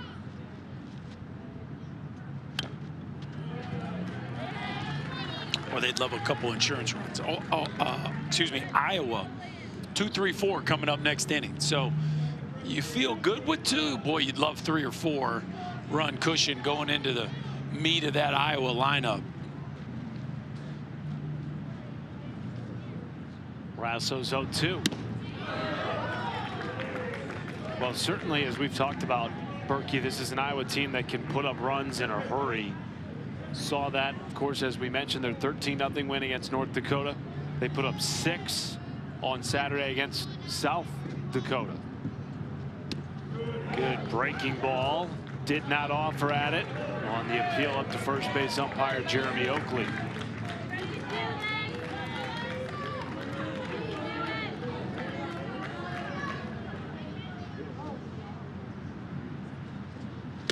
Steinle goes down swinging. 2 gone. Now back to the top of this Missouri order. The shortstop, number 10, Jackson Kovar. There's been some damage done here in the top end of this order. It's been sprinkled throughout the lineup here, but certainly Kovar, 2 runs in this ball game. Pitch drops into the zone for a strike.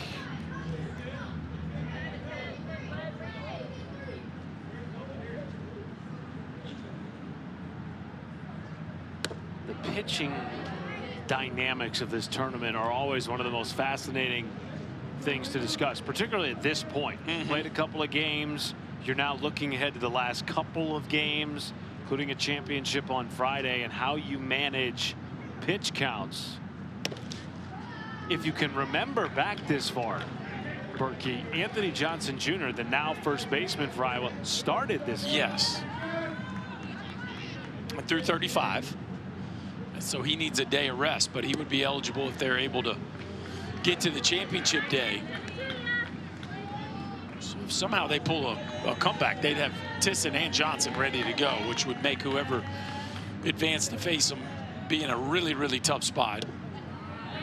Walk drawn by Kovar. That's his 2nd time aboard on a free pass. And now 2 on and 2 out for McCoy Northweather. 32, the catcher, McCoy Northweather.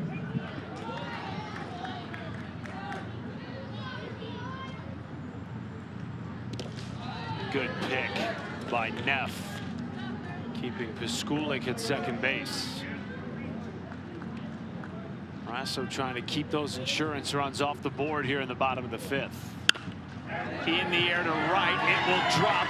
Jackson Rasso has trouble with the bounce, and in to score is Piskulik. RBI single for Northweather. And some insurance indeed does come across home plate for Missouri. Well, now you got to deal with Ben Missler, who last time we saw him launched one. But you look at the swing from Northweather, gets a fastball kind of middle in and inside out, so rocket to right field. And there's that insurance they were looking for.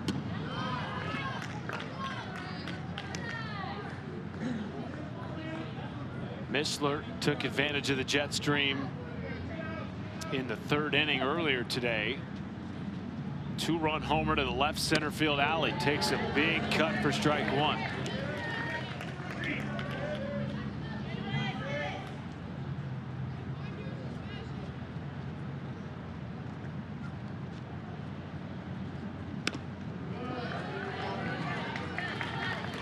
How about this swing, Berkey? Yeah, we talked about the wind, but I don't know that this needed much help. Just a rocket, not necessarily a high fly ball, just a missile to straightaway left. And once it got up in the jet stream, we had no thinking to do about that one. It ended probably 1 hop into the lake. He's been a big part of the story today. Starting pitcher on the mound and a 2-run homer. That catches Missler, but didn't hit the bat first. Appears it did. Time has been called here by one of the Missouri coaches. They might want to take a look at this, and in fact they are going to challenge the call on the field, which I believe is a foul ball. Yeah, usually the hitter's initial reaction tells you all you need to know, and he kind of stays in the box, and then afterwards, maybe, and I'm not saying it didn't clip a little piece, but boy, it looks like it catches almost all of the knob there. Agreed. Still probably hurt the hands. Yeah, it could also just vibrate, right? There's just the shock of it. But I think that call will stand. Did you wear batting gloves? I did. Yeah. Does that help with something like that? I mean, not if it catches you. Yeah. A zinger's a zinger. Yeah, if it hits you on a knuckle or the bottom of your hand, it's not much that's helping that.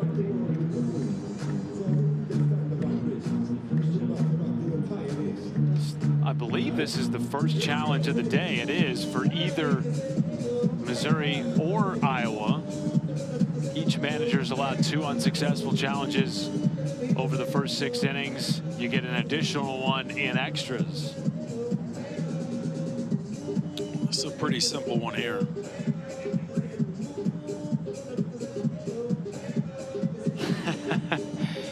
We've had nearly 10 hours of rain delays in the Whitestown Regionals. All of that, by the way, has come since yesterday. Yeah, this is a first. I've been doing the Central Region for a while now. I can't not think of a worse weather week. I don't think there's a close second. Those 9 hours and 54 minutes good for team bonding, team meals. I'd say they've spent plenty of time together this week. That's already. Probably true. Especially these two teams. Neither of them have played since Saturday. So they spent Sunday, Monday, Tuesday watching everything else that's been going on in Whitestown, including the Great Lakes region.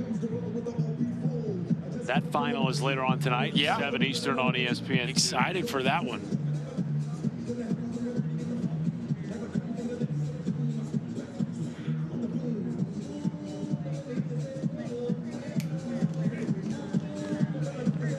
And the call will stand. So Ben Missler will have a 1-2 count with runners at the corners. 3-run lead for Missouri. 2 down in the bottom of the 5th. Has already driven in a pair today.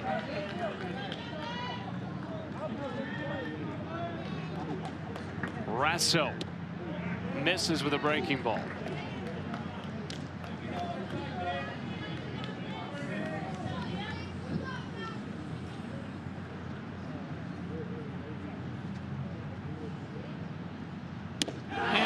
Good pitch. Rasso keeps him stranded at first and third. 3-run deficit for Iowa, down to their final 3 outs. Well, it's called painting the edge right here, just off the black. Beautiful pitch. Iowa needs some runs.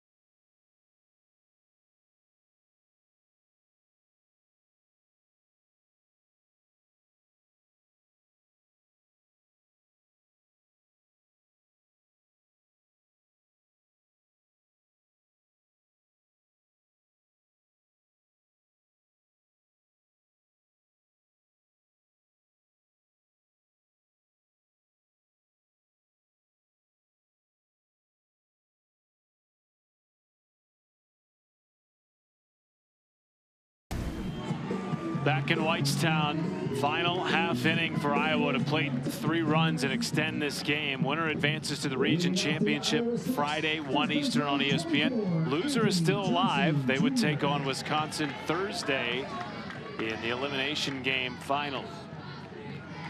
Mason Piskulik back on the mound.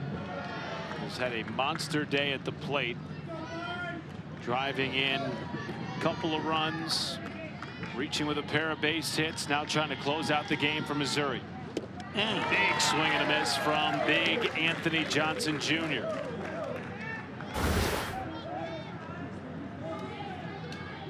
This is called spinning the full dollar right here.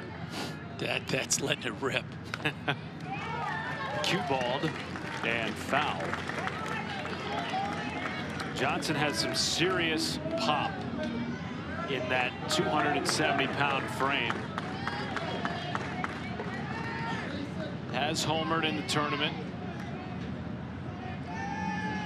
while driving in a pair of runs. Dad coaching first base.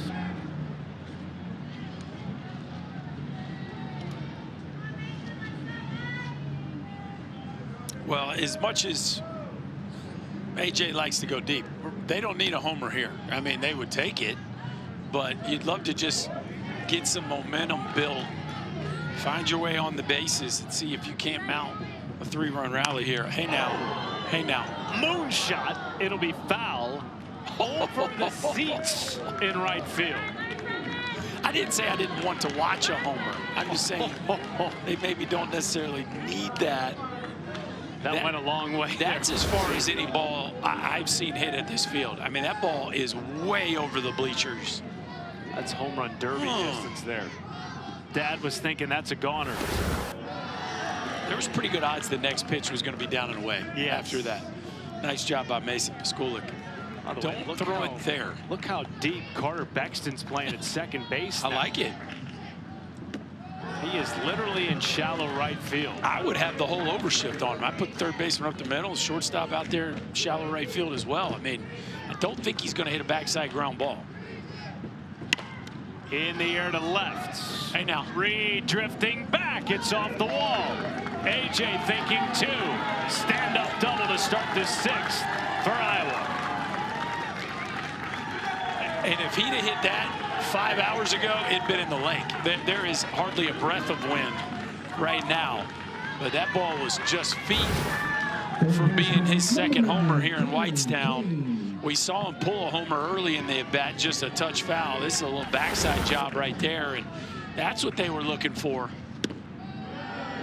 Cannon Kane lays off ball 1.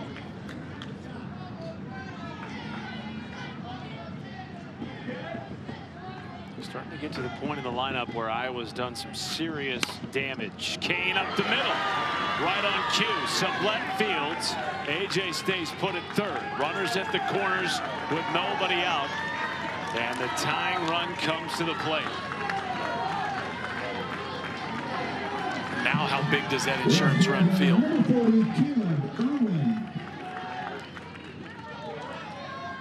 Monstrous. Yes.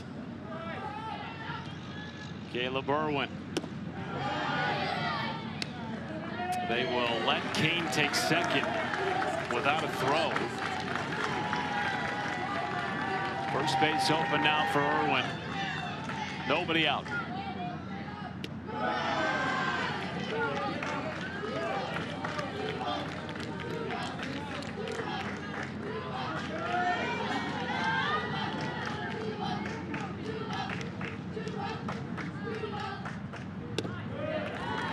Pitch. Get back in there. Now you got a swing count here. Looked like Caleb Irwin was content to let Pasculic throw strike 1 before he was ready to swing, but he'll be ready here. Moves out of the way of the 2-1. Now a hitter's count to the manager's son. Turned 12 on Saturday. One of the younger guys on this Iowa roster.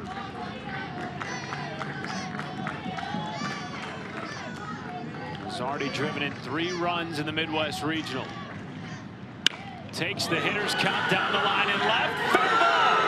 2 will come in to score. Irwin cruising around second. Digging for 3. It's a 2-run triple for Caleb Irwin. 1-run game in Whitestown.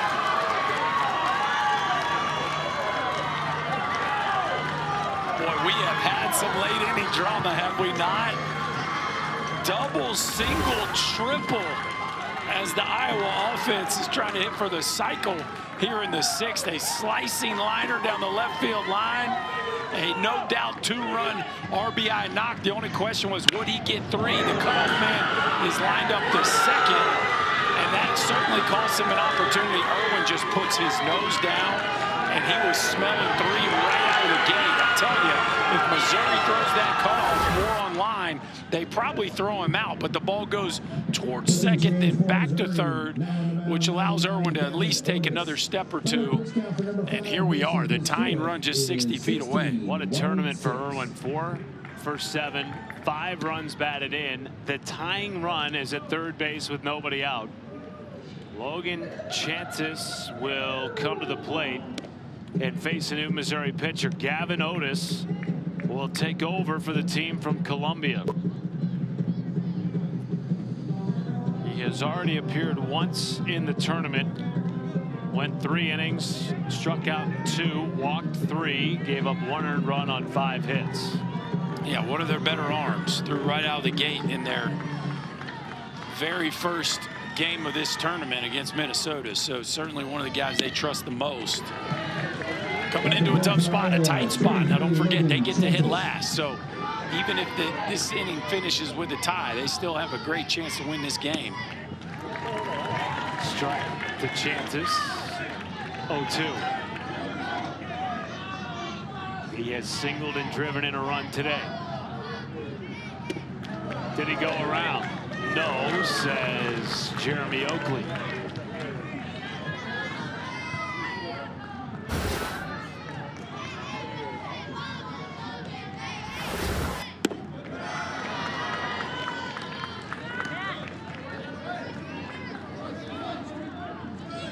Missouri playing the infield back. They're going to concede the tying run. Doesn't matter. Another line drive to the outfield. And without recording an out, Iowa has tied this game in the 6th.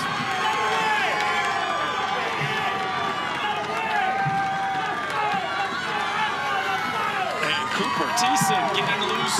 Excuse me, Cooper Thiessen getting loose in the bullpen. Looming mix of this game has completely changed, CB. In 5 minutes time, bunt dropped down, fielded in fair territory. Neff thrown out at first. Interesting to see Northweather not try to get the lead runner there, go for the safer play in his mind and record the first out of the inning. I mean, definitely the safer play, but he's got the runner dead to rights at second base. And just chose to take, as you said, the safe play at first base. But now the go-ahead run at second base. You got arguably the best arm in the whole event down in the bullpen. Liner into right. Dodson comes up throwing, and they will hold Chantis at third. 1-out single for Ludke. And now the go-ahead run is 1 bag away. I mean, the bats of Iowa have exploded here in this inning. 5 straight hits. Oh, wow, a double steal. Are you kidding me? They're feeling themselves right now.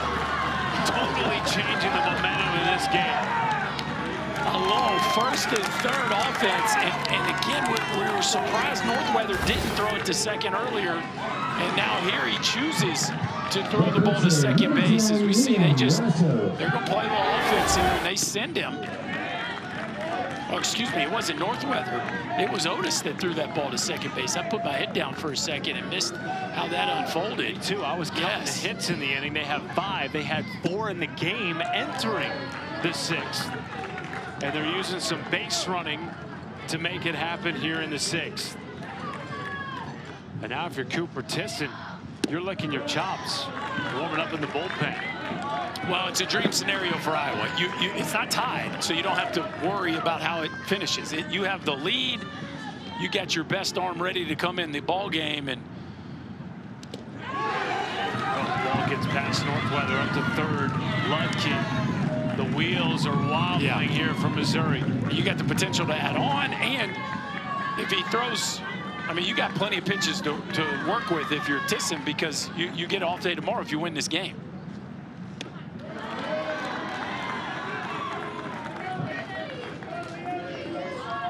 in the blink of an eye. This went from a 3-run Iowa deficit to a 1-run Iowa lead as Liam Rasso draws a walk. Now he's going to steal.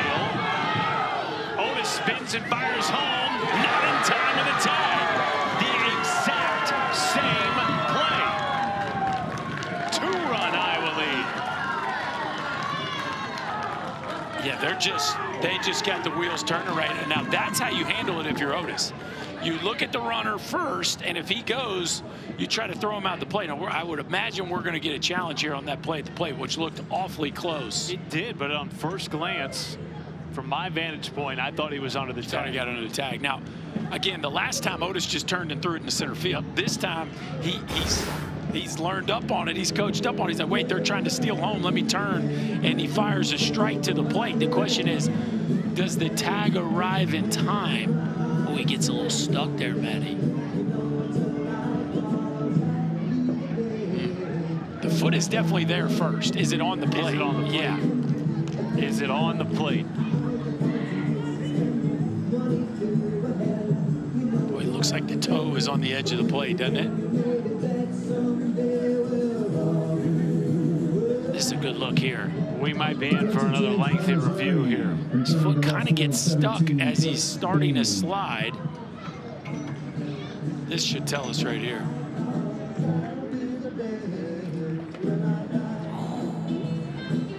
Boy, that's even closer than I thought. Yeah, now because now you're where does the glove actually land? Because if it's there, he's out. But it's not. It's not. Yes. I think he's safe. Call on the field is safe. There's got to be enough to overturn it on the review. It was a heck of a slide by Ludke, despite his foot getting caught initially on the dirt.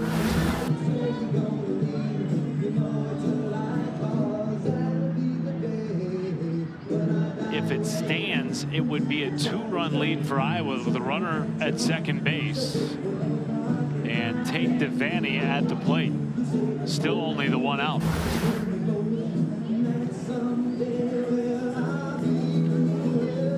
These looks are synced up here so you can try to get a view for when the glove touches and when his foot actually hits the bag.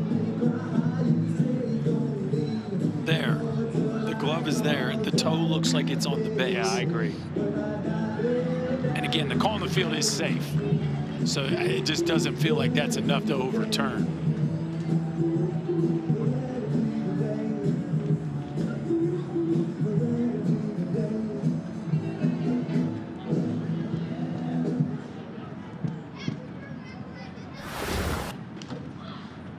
Man, Missouri's got to feel like they've just been hit by a truck with the momentum wave that has crashed down on them in the top of the 6th. 5 runs in what feels like 5 minutes. Yeah. They were in control of this game. Yeah. Double, single, triple, single, sack, single, walk. That's catching a heater at the right time. Yeah.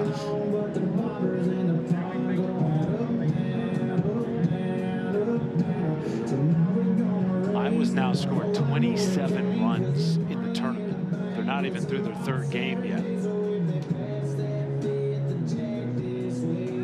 That's a pretty good per game average. Well, I mean, they very talented team, and now with the offense putting them in this position, it's position A for Iowa with their star left-hander coming in the game and Cooper Tisson.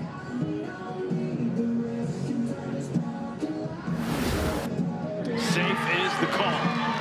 It stands. And now Cooper Tisson, assuming he's going to come into this game, will have at least a 2-run lead. Struck out 11 in his 4-inning debut in the opening round of the tournament, and we'll have another pitching change for Missouri. You're going to strike out here. You got to stop the bleeding. Hey, Henry Reed will take over for Gavin Otis.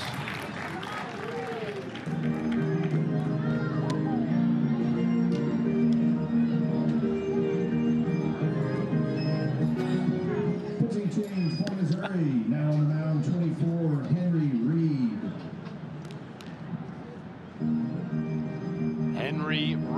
be tasked with stopping the damage here in the 6th and keeping it a 2-run game for Missouri.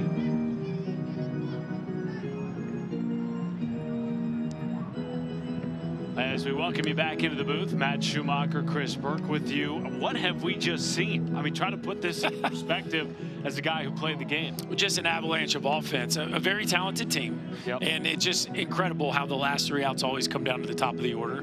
It just feels like that's just baseball. If you're going to get a team off the mat, you got to get the best hitters out. And they weren't unable to do that. Started with big A.J. Johnson getting it going on a backside double, and then the team fed from there.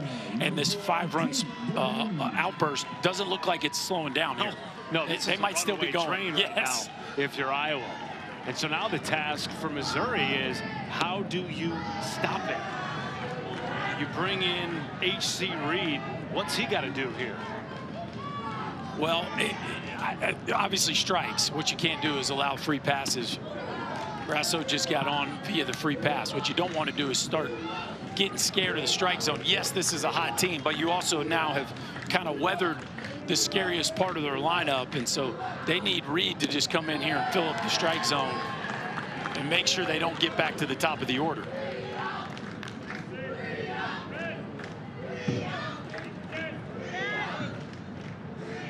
Devaney has walked and struck out. Looks at strike 1.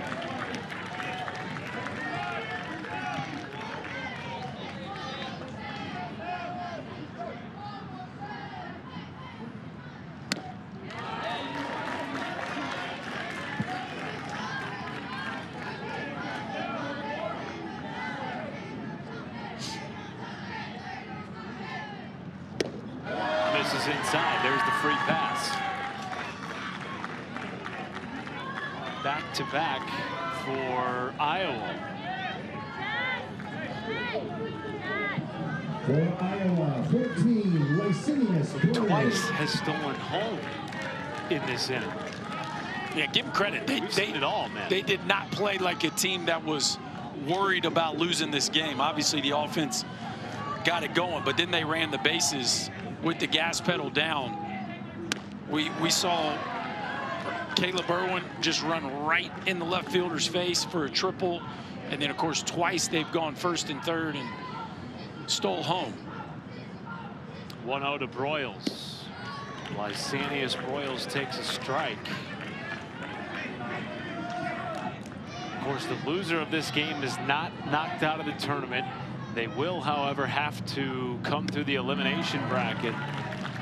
Wisconsin awaits.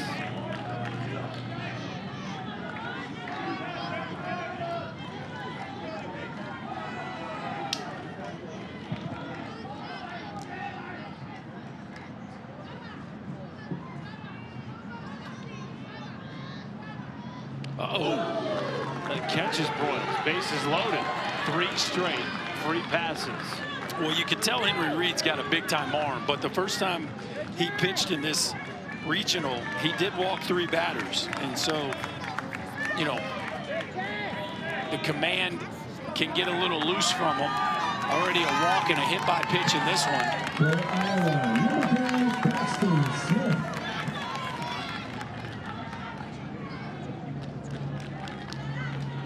Had a lot of late inning heroics in the Midwest Regional. Think about Wisconsin last night. They trailed entering the final inning, walked it off in the 6th after 5 hours worth of rain delays. Punched into right field off the bat of Paxton Smith. 1 will score. They wave Devaney. He is in. A 2-run single. And Iowa patting it on now in the 6th. Wow. And they turn the free passes into insurance runs.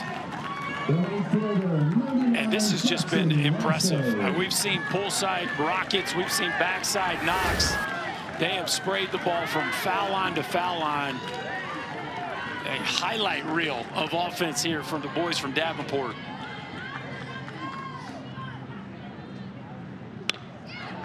Now, if you're Missouri, you're just desperately trying to get out of the inning. Well, and with one out, you're about to face Tisson and AJ again. Oh, by the way. Yeah. AJ started this inning with a double off the wall. Oppo. 0-1 to Jackson Rasso.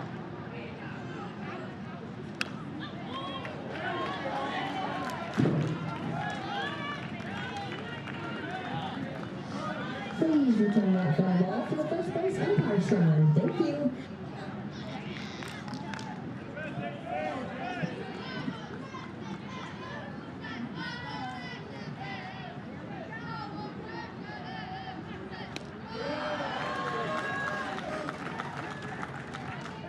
Still the only out of the inning recorded by Missouri was on a sacrifice bunt. Runners at first and second for Iowa. One down and a 1-2 count. Typically, when you see these kinds of innings, the defense participated a lot in the outcome. Tons of walks, hit by pitches, errors. And yes, there's been a few free passes here of late, but this is, for the most part, just been an offensive onslaught. Needed it from H.C. Reed. 2 down. And the lineup turns over. Cooper Tisson, a Team USA prospect. One of the top 25 players in the country. Digs in. And he likes to swing at the first pitch. Good take. There's a really nice rhythm to this dude's move. He stands pretty vertical, kind of a la Griffey Jr. back in the day, but then he really does a nice job of getting loaded into his lower half. It's a kind of a modern move. A lot of guys are kind of doing that high to low move where you start really vertical and then work down into the ground, and he does it pretty smoothly for a 12-year-old. Oh boy. Hasn't seen much to hit here. No. 3-0. And again, it'd be easy to think you need to be careful with Tisson until you look on deck and you see big Mr. A.J. Johnson Jr. That's a strike. Tisson thought ball 4. He's gonna have to pick up the bat.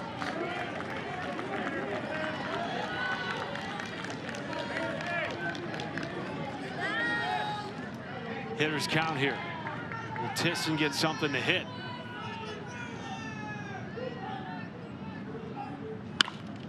Chopper gets through the diving glove of Kovar, waved around third, and scoring is Broyles. Tisson with a 2-bagger to drive in another.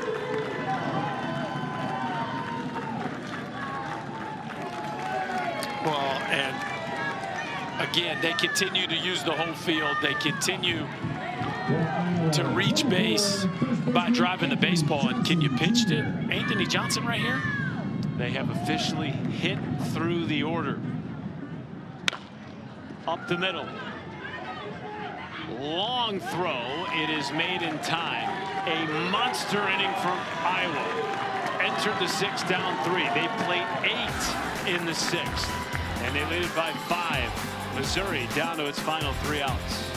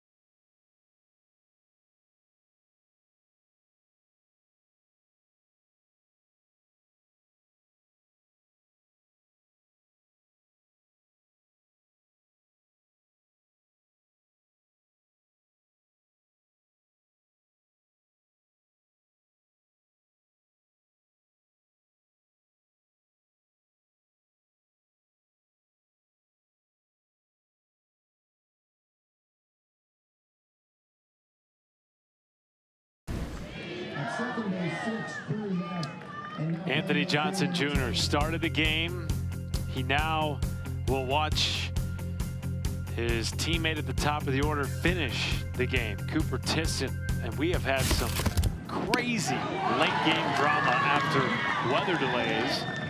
Iowa using it to their advantage, an 8-run top of the 6th. Cooper Tisson allowed 1 hit through his first 4 innings of work in this regional. Struck out 11. He's allowed 1 hit. I found out from their coaching staff today. He's allowed 1 hit in the entire All-Star tournament. That's pretty good. That'll play.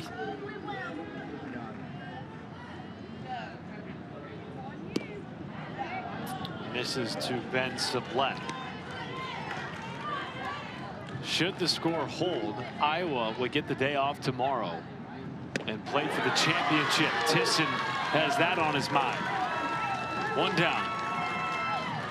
Missouri would play again tomorrow and have to come through the losers bracket against Wisconsin to get a rematch with Iowa for the title. That's just gas right there. He can spin a breaking ball now too. Inside ball 1 on H.C. Reed.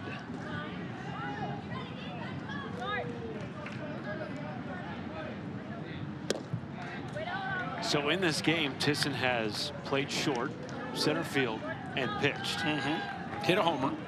Yeah. Casual. Yeah.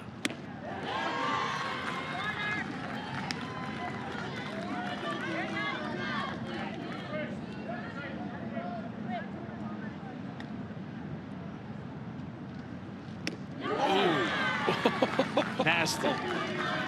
The bender. Tell you what, him and Johnson can both get some legit break on their breaking balls from 46 feet. It's tough to make it bend that much. Goodness. And they're both lefties. Foul tip. Just barely. Reed grazed it with the bat. Such a different look on the mound from this Iowa team. Nobody else we've seen in this tournament yet has shown 2 power lefties. Tisson gets a strikeout with a high heat. 2 away.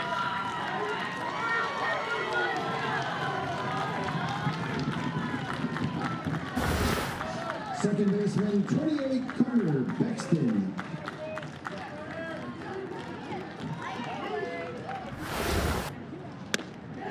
Strike to Carter Bexton.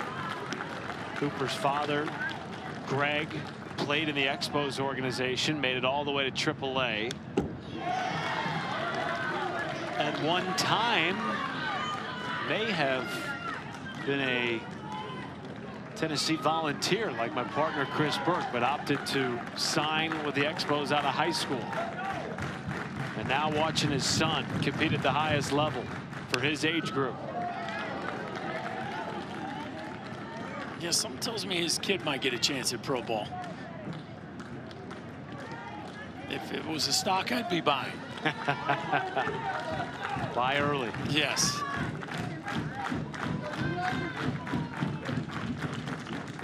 Oh, 2.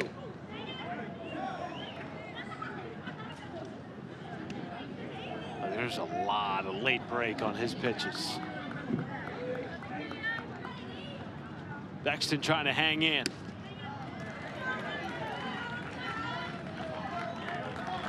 That's a good way to describe it. You're facing an arm like this. That's what you got to do. You just got to be able to hang in there. Love how he's choked up on the bat. And try your best to make good swing decisions, but you got to get ready for the fastball. It's just getting there too quickly. There you go. This kid's got a lot of gamer in him. He showed me a bunch behind the plate. Just there's some natural leadership qualities to him. He's putting up a pretty good fight here against a big-time arm. 2-2. Oh, Tisson goes back to the breaking ball. Strikes out the side in a monster comeback win for Iowa. And they have punched their ticket to the championship game Friday.